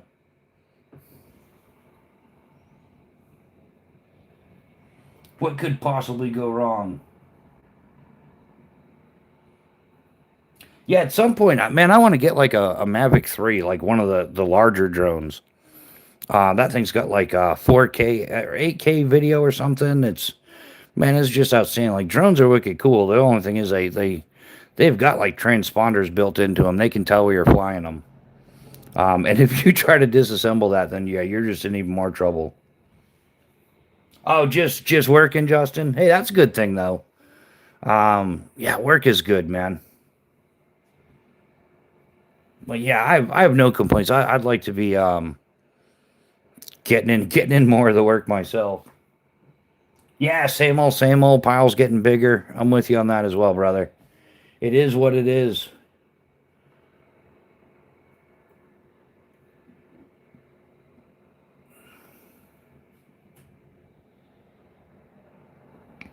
Yeah. So anything planned for this weekend? Anybody? We kind of went over that a little bit. Yeah, I've got to start getting out more. It just man, around New Hampshire's gotten sketchy. Um, yeah, there's the cartel action. Yeah, it's just a lot more dangerous than what it used to be. A lot of people getting hurt on trails, not like falling and twisting ankles, but getting jumped by homeless people and stuff. Yeah, around this area, it's pretty sketchy. To test, and I got the DJI Neo, a tiny selfie drone. Yeah, man, I've looked into a couple of those tiny selfie drones. I might look into them again, but oh yeah, yeah, Tony Gilbert. Yeah, you didn't hear about that? Yeah, man, they since the southern border got closed down so much, they started moving their fentanyl through like New Hampshire a lot. Because it gets trafficked through homeless encampments all the way down to Lowell, Mass, where it gets redistributed from there. And I know the chief of police in Lowell, Mass. He actually used to be a customer of mine. He used to be the New Hampshire State Chief of Police. And he was a customer of mine then. I've known the guy for like well over 20 years. But yeah, they've got a problem with cartels using homeless encampments as cover and to distribute fentanyl and stuff like that. They've got a massive problem over in Maine too, with I don't know which the Chinese dudes. And they're down in Lowell, Mass, a lot of them as well. But the Chinese mafia gangs, whatever they are, they're over in Maine, taking advantage of Maine laws and the situation, which we know they're corrupt over there. The government is corrupt in Maine, and they busted over 500 houses that were combination grow houses and for personal trafficking right over in Maine. So yeah, New Hampshire, Maine's like well, Mass has always been sketchy.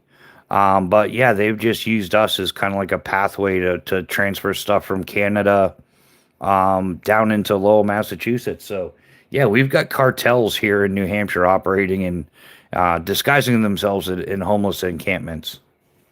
Which really probably explains why, some of the homeless people around here, they're like completely whacked out on some heavy gauge, whatever it is they're taking for party favors. I'm pretty sure a lot of it's like fentanyl and whatever they're mixing with it. Oh, the triads, we got them here too, yeah.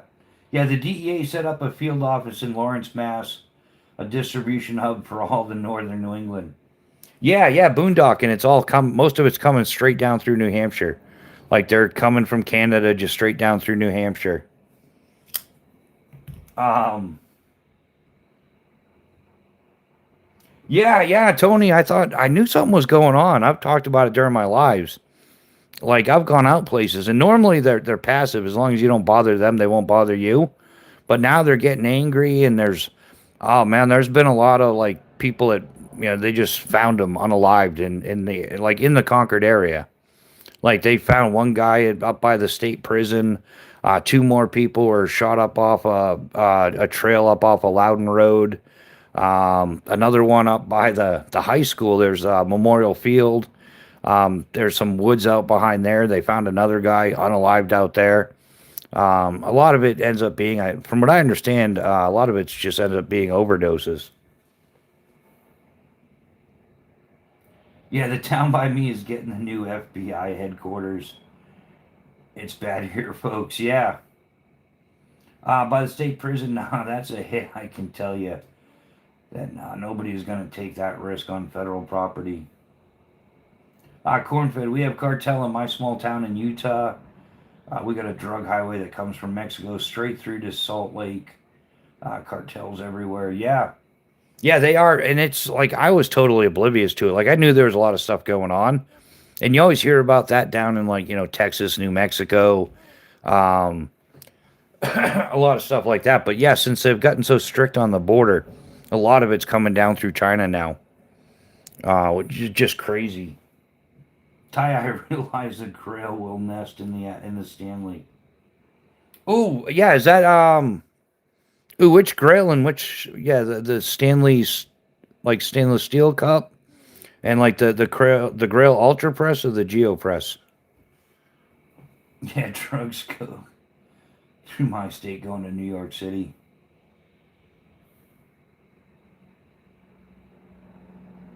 Um, yeah, the church. It was time years ago, like time to build a wall around Massachusetts. Yeah, I think we gotta. I don't know how. Man, something's got to be done. Like we got to build a wall around New York City first. Contain that.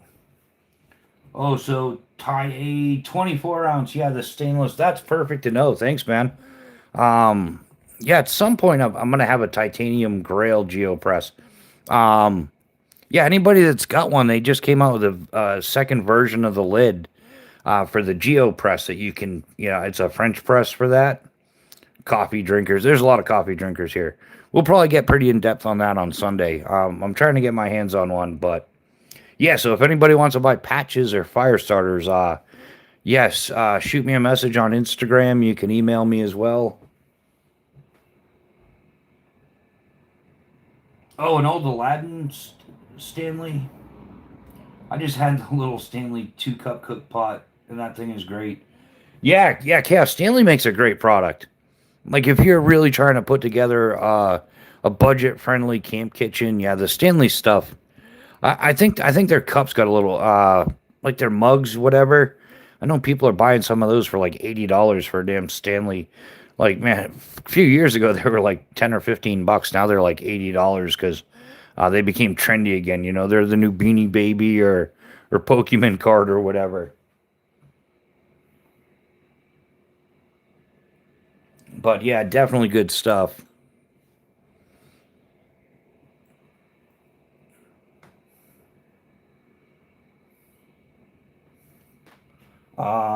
Yeah, I just saw a bunch of videos about people stealing the Starbucks bear mugs. That's funny. Yeah. Oh, phone died. He's back. All right, Boondock. Welcome back, my man.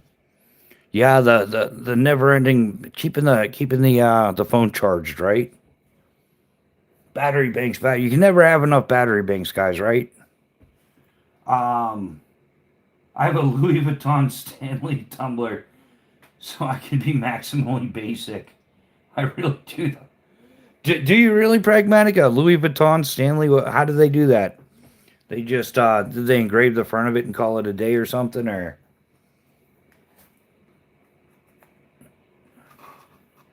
the economy will have people sharing gear, 2 guys, 1 cup.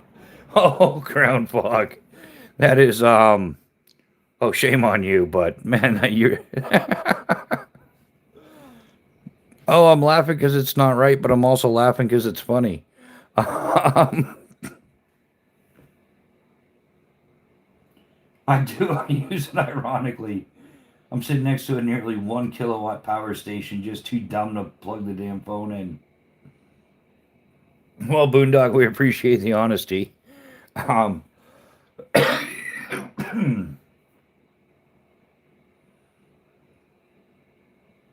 yeah, pragmatic. I'm not on Discord right now. I haven't been on Discord since my laptop crashed, and I had to replace it. Um, but yeah, I'm on Instagram, and I've still got the same email and everything. Yeah, I got to figure out the Discord again. Speaking of which, Ground Fog is here, man. Dude, drop your link. You got a great Discord going. Yeah, lots of information on there. Good stuff. Good conversation. Um, yeah. So, anybody got to? I don't know. Like I said, during the winter, I'm gonna start doing more lives. I might even start like throwing one up on Saturday afternoon or something. I might give one a try tomorrow and see how it goes. Um, Morty Bragg, I love Stanley gear. Soured where the bubbleheads painted them pink to match their boots. Yeah, yeah, they started getting all the fancy spray paint and stuff. Yeah, the Stanley Cups. I know a couple of people that have picked them up. It was a talk for a while. But they're like, yeah, some that used to be like a 15 or $20 tops, Stanley mug, and it's kind of like, oh, what's that other, the Yeti mugs, like people, oh, I gotta have a Yeti mug. Well, like the Stanley mugs replace the Yeti mugs, and then they jack the price up. So I don't know if that's one of those created scarcities or collectabilities or something, but um, I mean, if you got one at the old price, like more power to you. Me personally, I mean, geez, you can get titanium for the cost of those things.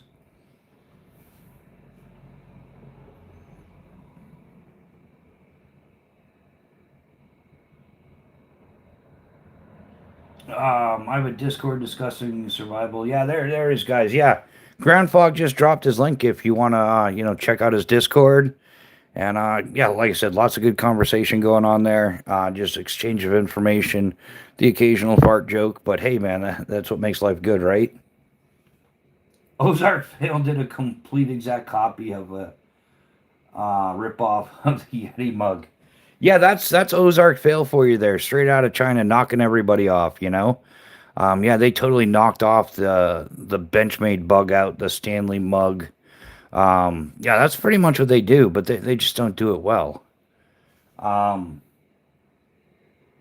well, people were already, yes. Yeti started it with the overpriced bougie status symbol crap.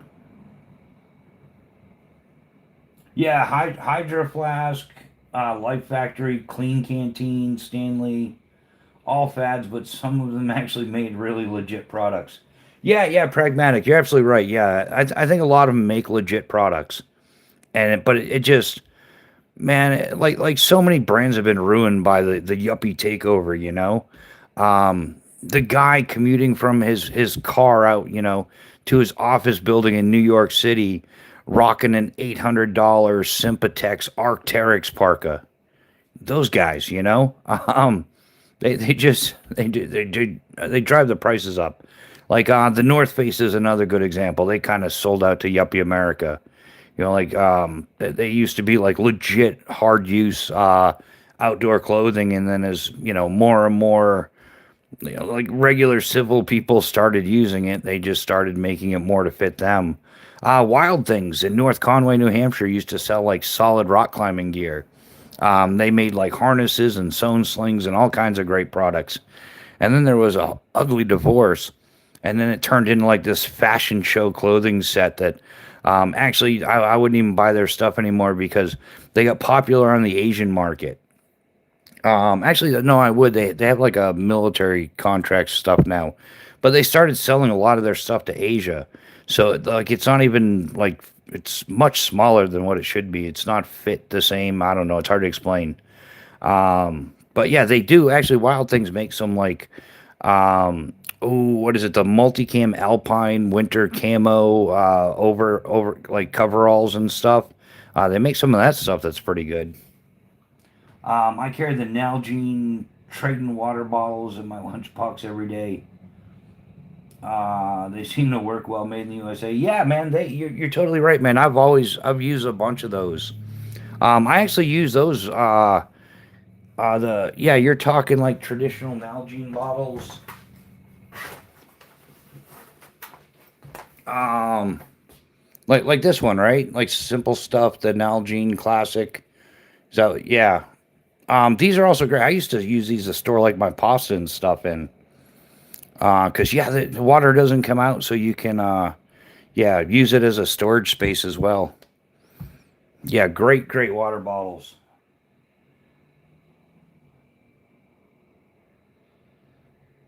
Yeah, I got my clean canteen at REI for 20 bucks on a clearance discount deal. Yeah, Brent, they're great water bottles. They really are. Um, but like for more like the bushcrafty thing, like I used to carry like two of these and then a stainless steel water bottle. I recently, like past couple years, started getting into titanium. But yeah, I always had a stainless steel bottle that way there if I had to, a single wall. If I did have to boil water, which you almost never have to, that's mostly done on the Discovery Channel and YouTube. Most people aren't boiling their damn water for freak's sake. Um, but hey, yeah, clicks and views, right? Yeah, REI makes okay stuff. Yeah, slingshot ammo holder. I usually use like a small stuff sack for my slingshot ammo. Um, that's what I usually use. Yeah, that's exactly it. Yeah, Boondock.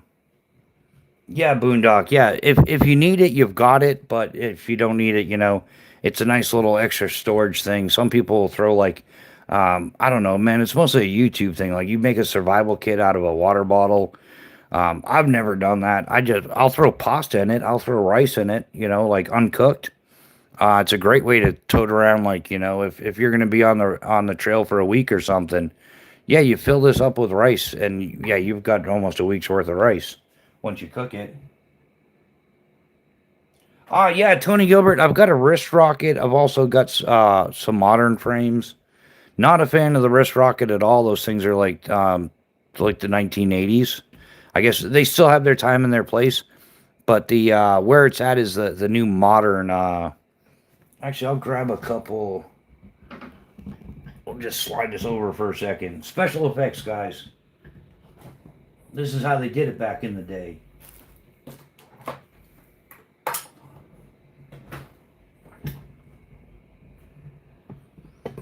Oh, I think we broke it now. Oh yeah, there we go. We got this. It's like amateur hour here, right? Yeah. The thing with the fishing reel, yeah, I tend to like the more modern frames though. And you can do the same thing. There's a guy, I just saw it. He wears the fishing reel is like on a 2 inch wide band on his right wrist. And then so when he shoots, pow, it goes. And then he just kind of like holds his hand out. It's like Spider-Man special effects. But yeah, he does it with these slingshots as well.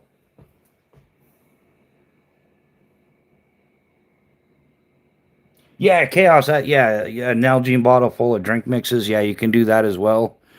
Yeah, this is the Simple Shot Scout LT2. I do hope to upgrade this to the Pro version. It's an aluminum CNC milled one. This is a Wasp Enzo Pro, kind of similar design. It's a little flatter, narrower. But yeah, these you can actually slip in your pocket, man, and they're awesome. The wrist rockets, yeah, you're never doing that.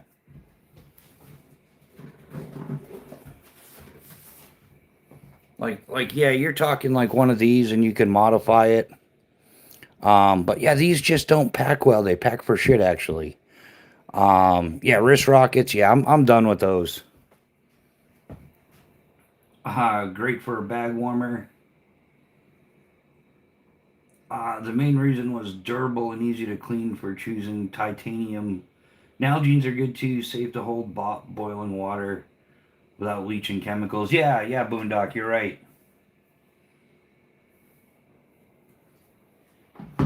Yeah, Tony. Yeah, if I'm shooting arrows, I'm just gonna bust out my bow. I actually saw a guy take one in the thumb. Yeah, he was doing the little sling arrows, whatever. And yeah, he when he let it go, it like went straight into his thumb, and yeah, I'm gonna pass on that. Greater for a bag warmer in the winter and safe to drink in the morning. Yeah, yeah, you're right, Boondock. Yeah, if you're gonna use it to warm up your sleeping bag, yeah, you heat up the titanium, wrap it in a towel, and yeah, you're good to go. Or yeah, throw it in a. I don't know, man. Some pretty big socks though. But yeah, you got it.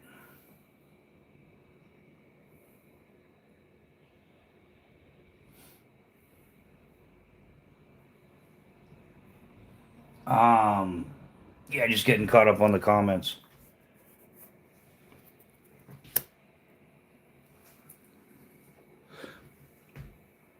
So yeah, there's definitely yeah,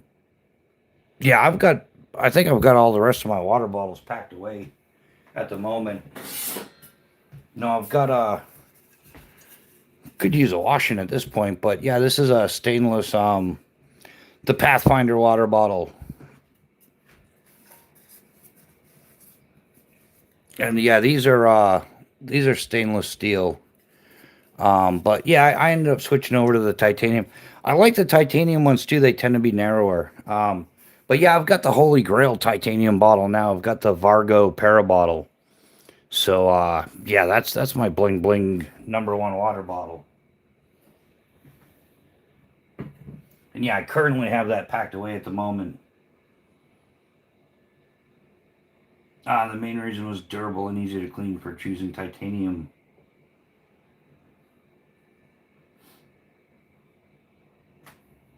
Yeah, the titanium does disperse the heat a little bit quicker though.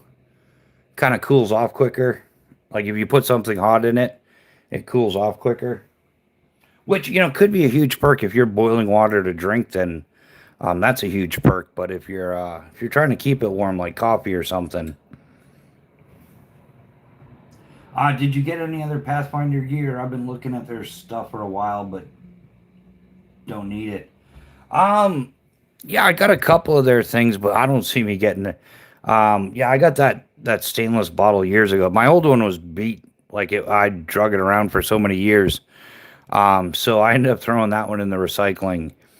And yeah, I got that one years ago, but there's just better deals out there. I think. Um, yeah, I think even Vargo's got a better deal. They've got stainless steel water bottles and stuff. Not just the real expensive titanium ones, but yeah, they've got quite the selection. Brent Ferris, do you like how the lid threads on your titanium bottle? Yeah, I do. It's a little bit, man. That it's a little bit noisy. I'm gonna be honest with the titanium bottles. They're a little bit noisy, but I guess in my opinion, the juice is worth the squeeze. I don't have any problems with it, like cross threading or anything.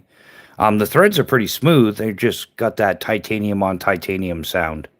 And yeah, I've got a Pathfinder titanium bottle, same thing, and I've got the Vargo Para bottle titanium. And yeah, they do get a little bit of noise, but not too bad. Like yeah, I'm using most of my stuff for like general hiking, stealth camping, stuff like that. So it's not a major issue if it makes a little noise. Yeah, I'm sure I make more noise than that anyhow.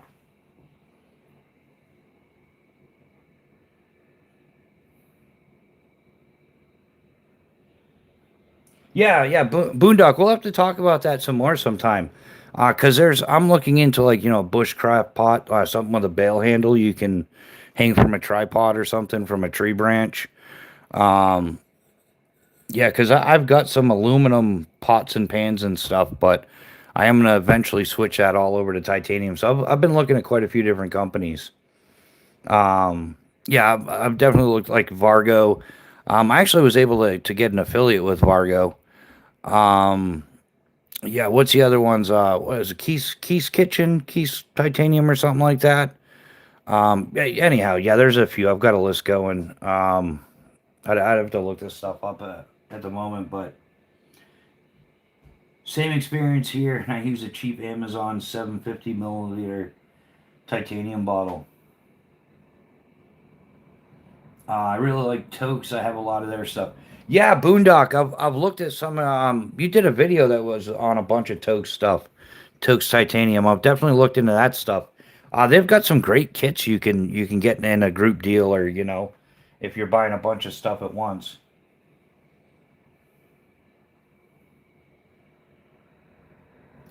Disclaimer: I did win a photo contest of theirs this year for a gas stove. Oh, nice, nice, man! Congratulations on the win. Yeah, I've got to start entering some stuff like that. Yeah, I've got to get some gear going. I've still got to get like a tent and a tarp and stuff and a backpack for the spring. So that's kind of on my list, my priority list of things to do.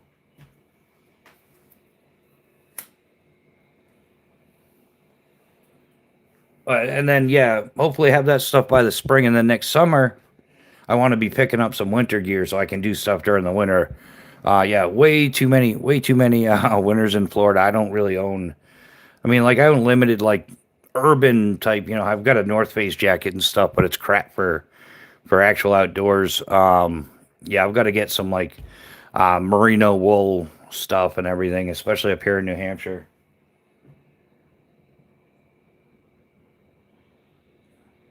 Yeah, how do you like that gas stove? I've been thinking about going back down to like just one of the MSR pocket rocket, the new ones or something.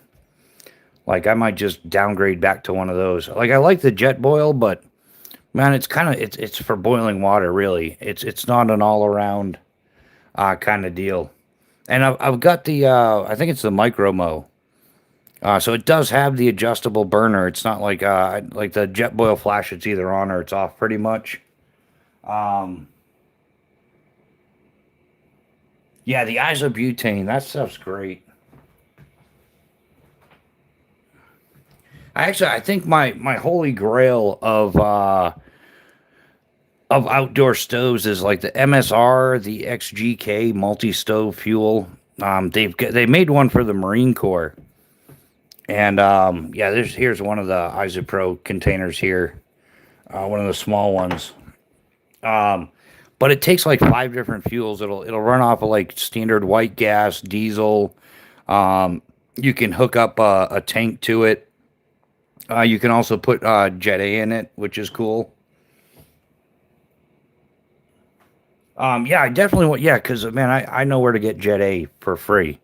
I can get free Jet A for like forever. Um, at least to run a stove and stuff like that, I could get a couple gallons of it a week if I needed it.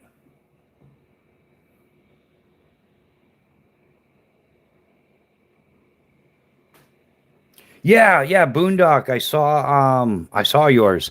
Like it melted the side of it, and like there was a crosswind and it melted the side and everything. Um, yeah, I haven't had a problem with mine, but I haven't run it in a crosswind yet. But yeah, man, your video kind of like motivated me to okay, I'm gonna ditch the jet boil. I mean, it's cool if I'm gonna make a coffee or I got a bunch of freeze dried meals, and that's how I'm gonna rock it, like car camping or something. I can set up a good wind block. But yeah, man, that was pretty much like a total failure on the unit, wasn't it, Boondock?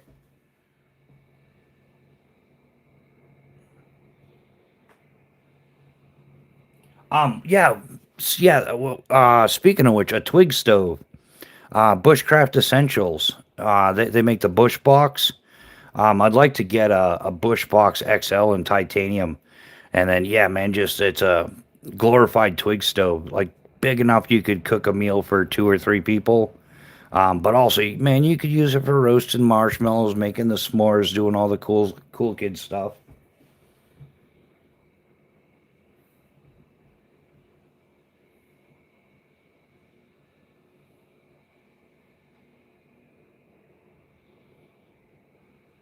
Yeah, I've been looking into the folding twigs. Yeah. Um.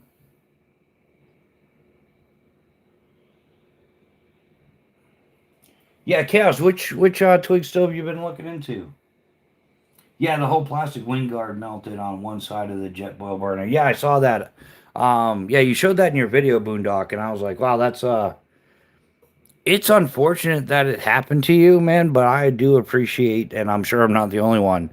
I hope a lot of people get to see that video, especially Jetboil. Maybe they'll fix their crap. Like, yeah, I always felt awkward about that bit being plastic and everything around there, or whatever they call it, some super duper polymer, or whatever they're calling it nowadays. But yeah, I always felt like that should have been like milled aluminum or something, and yeah. But fortunately, hopefully, a lot of people learn from that. Adam Hayes, how you doing, brother? Channel member, welcome to the chat. Salutations to you fine ladies and gentlemen this evening. No Tug Stove in general, just been looking at a bunch of different ones. Yeah, Chaos, if you get the chance, man, check out that Bushcraft Essentials. They've got some really sweet stuff, the way they come apart and go back together and all that good stuff. Options for carry, all that, yeah. That's the best one I've found so far. But yeah, if anybody else knows anybody else making some titanium, like some good size ones, you know, like you can throw a reasonable fry pan or something on there.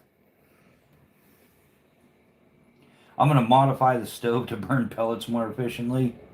Yeah, that sounds cool, Boondock. Yeah, then you can carry your own fuel out for certain things. Get a more consistent cooking temperature. Having a great time. Just had some dinner and s'mores by the fire with some friends. Nice, nice. You mean you didn't make s'mores in the microwave? Uh, Mrs. Bushcraft thinks it's okay to make s'mores in the microwave. This debate has been going on for years now. I told you, it's not s'mores if it comes out of the microwave. It's changed on a molecular level. There's no char, there's no burning, there's no, you know, I think next to pizza, s'mores is the number one burn or second. Yeah, next to pizza, it's s'mores. It burns your mouth more often than anything. Yeah, you haven't had true s'mores if you haven't like had a burn blister in the top of your mouth. um,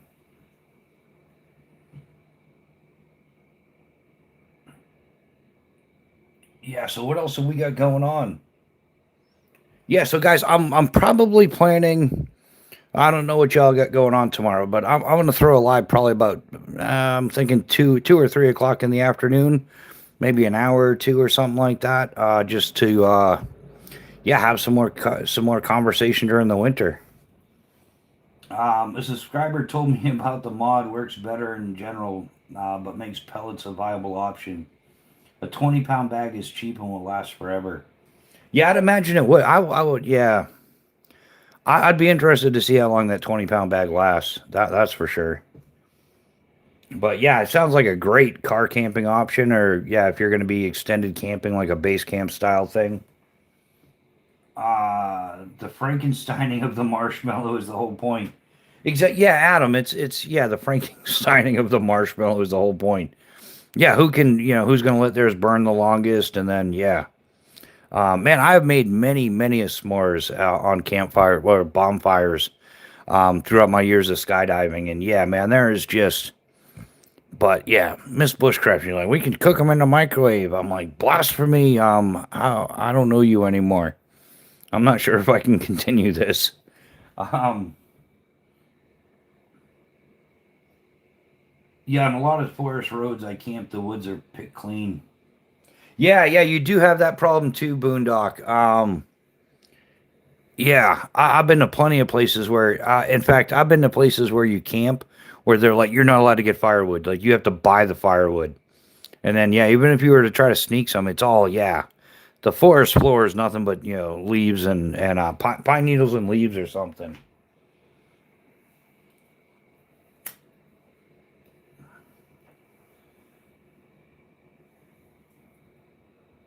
Yeah, chaos, that's like making s'mores with fluff. That doesn't count as not s'mores anymore. You change the ingredient, you know? Like, yeah. Yeah, that is very true. Um, yeah, unfortunately.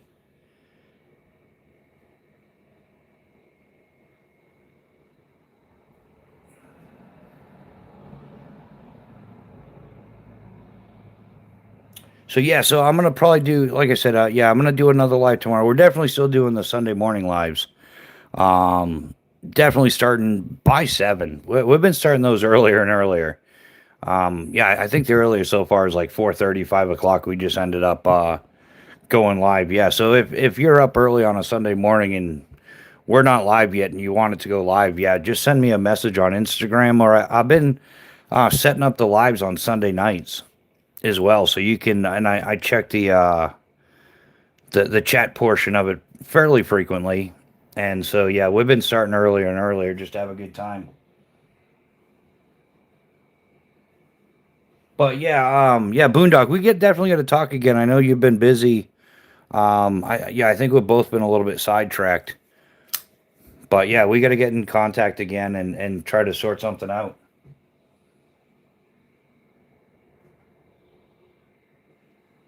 But yeah, I'm still working on a few gear things that I got to work on, but it's coming together slowly but surely.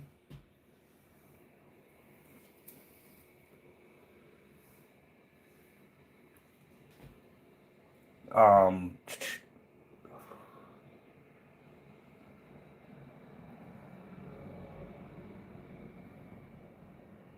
yeah. So Adam, anything else planned for this weekend? You camping out for the weekend? Sounds like yeah. If you're making s'mores and cooking out, sounds like a weekend camping thing.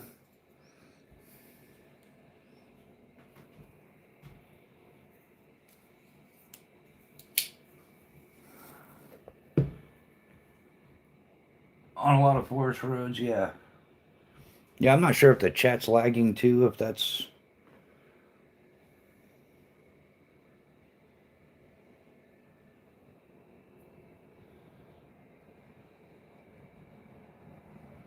yeah, yeah, Boondock. I'll definitely yeah, I'll send you a text tomorrow for sure, man.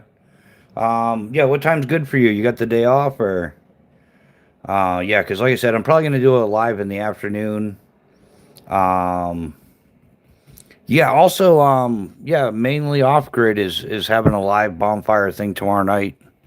So I'll probably catch that. Oh, Mossbeard, can you condemn Margaret Thatcher's actions in Ireland? I mean, I could, but I don't think it's gonna do you anybody any good. Um,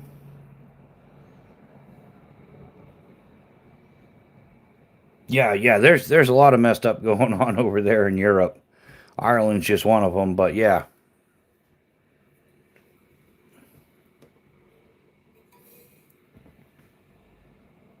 Oh, Mossbeard. That's all I need to hear, buddy. Thank you. Yeah, you've got Friday, Saturday, and Sunday off. All right, Boondock. Yeah, for sure, definitely. Um, yeah, we will most definitely be in touch. Oh, ground fog sinking. Inform me, ground fog. What are you thinking, my man? I may head north to test a new sleeping pad. Oh, how far north are you going? Like, are you going heading up towards Colebrook or way up there, Gorham? Yeah, there used to be some great camping up there around what was it called? I want to say it was Jasper Lake or Jericho Lake maybe. Right outside of Berlin used to be some really cool stuff. But Chris Fester sent 100 for 2 jewels. Thank you, man. We definitely appreciate it. Essentially, it's dangerous. So put it. What's dangerous? Put what away? How do you know? How can you tell?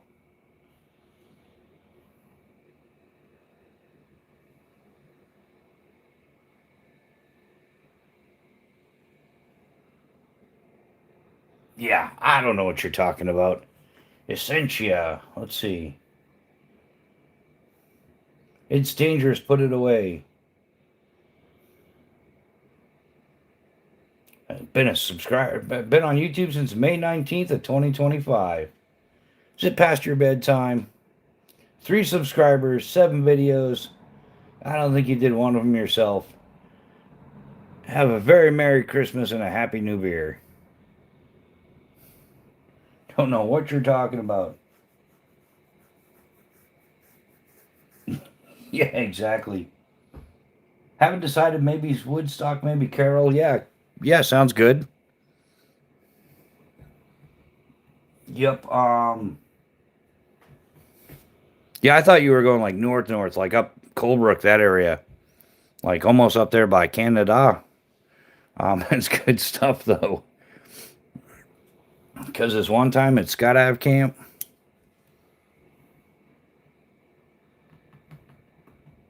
Yeah, it's got to be chilly up there too. All the leaves are off the trees by now, I'm sure.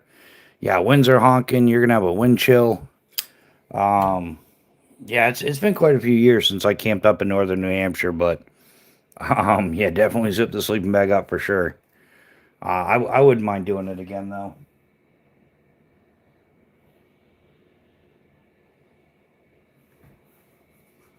Yeah, that's the whole problem with this. The concept of you'll own nothing and be happy.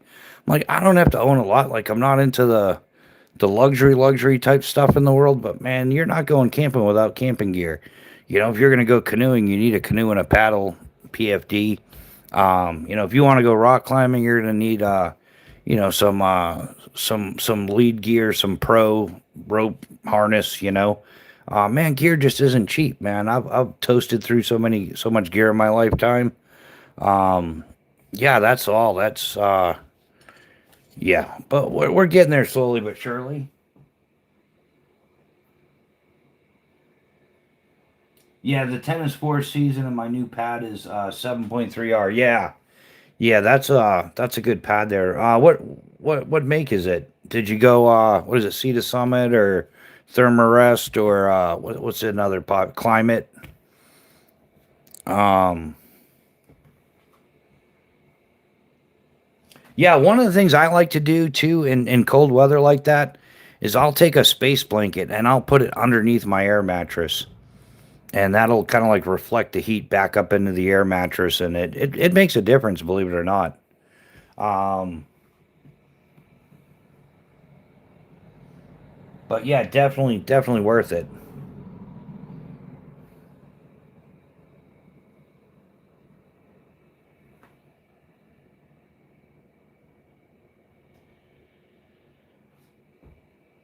Yeah, REI Big Agnes, that's another good one there. I invest in my camping gear because it gets continuously extended use. Yeah, yeah, Boondock, I'm the same way. Like when I used to do bike touring, yeah, I lived off of my Cannondale. So yeah, I bought nothing but quality gear. Like it wasn't something that was getting used, 2 or 3 or 4 weekends out of the year. It was getting used 7 days a week until it failed. And yeah. And then when it just failed, I just go buy another one. Just how it worked. I have a Thermarest. I have a Xped, but both leak. Got a One Tigress, Noble Jade. Yeah, let me know how that works out. The One Tigress. Yeah, I've never had a problem with Thermarest or Sea to Summit. Um, yeah, never had a problem with any of them. But yeah, I guess like anything else, there's stuff that you can't see that it's going to go through, slip through quality control and stuff. So, but yeah, that sounds yeah, sounds good, man.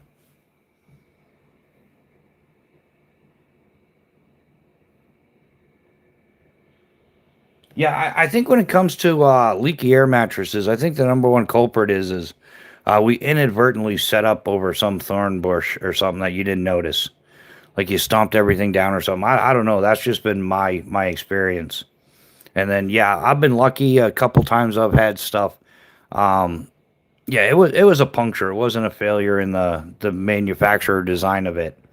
It wasn't a failure in materials. It was yeah. I usually put it over a thorn bush or something. Didn't realize it. The 10 is a one Tiger Stella two person.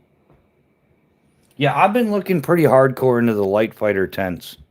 That's definitely the way I'm going for tents is light fighter. Um, I want to see if they live up to their reputation.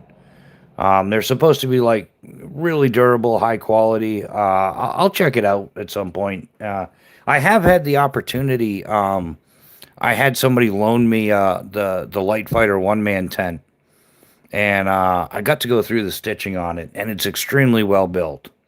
I'll give that to them for sure. It's extremely well built, so um, I'm fully confident it'll hold up for quite a while, especially if you use something to block out the UV and everything. Get it? Yeah.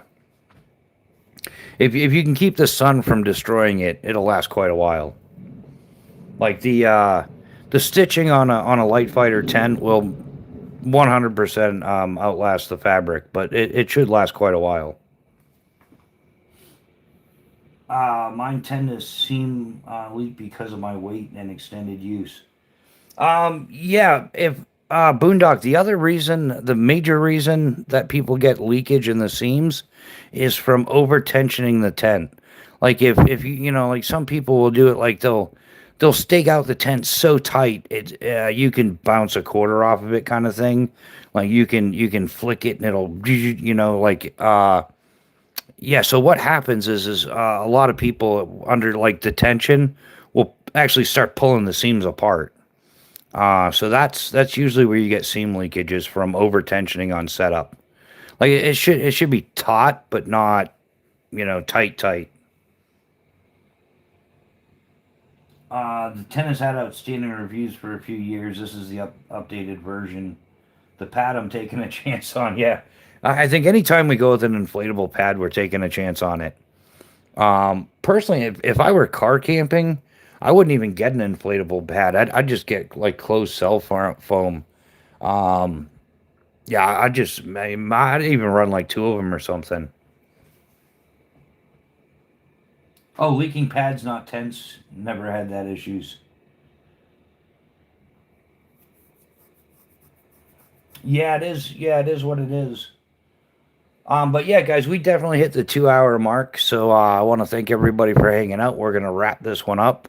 Like I said, I'm gonna do another live tomorrow afternoon as well. Yeah, get a good night's sleep. Probably watch a little television with the missus tonight. And yeah, of course, we're gonna do our Sunday morning early live.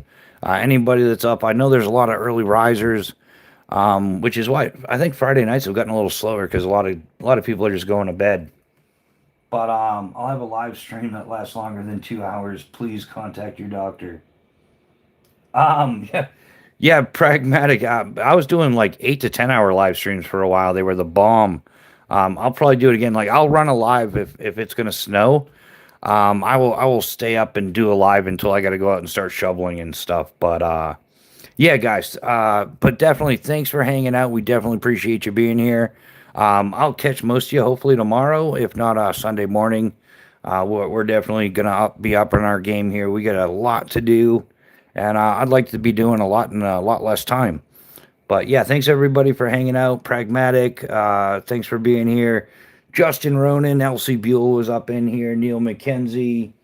Yeah, Boondock, always a pleasure seeing you, my man. Chaos Theory, thanks for moderating and kicking the trash out.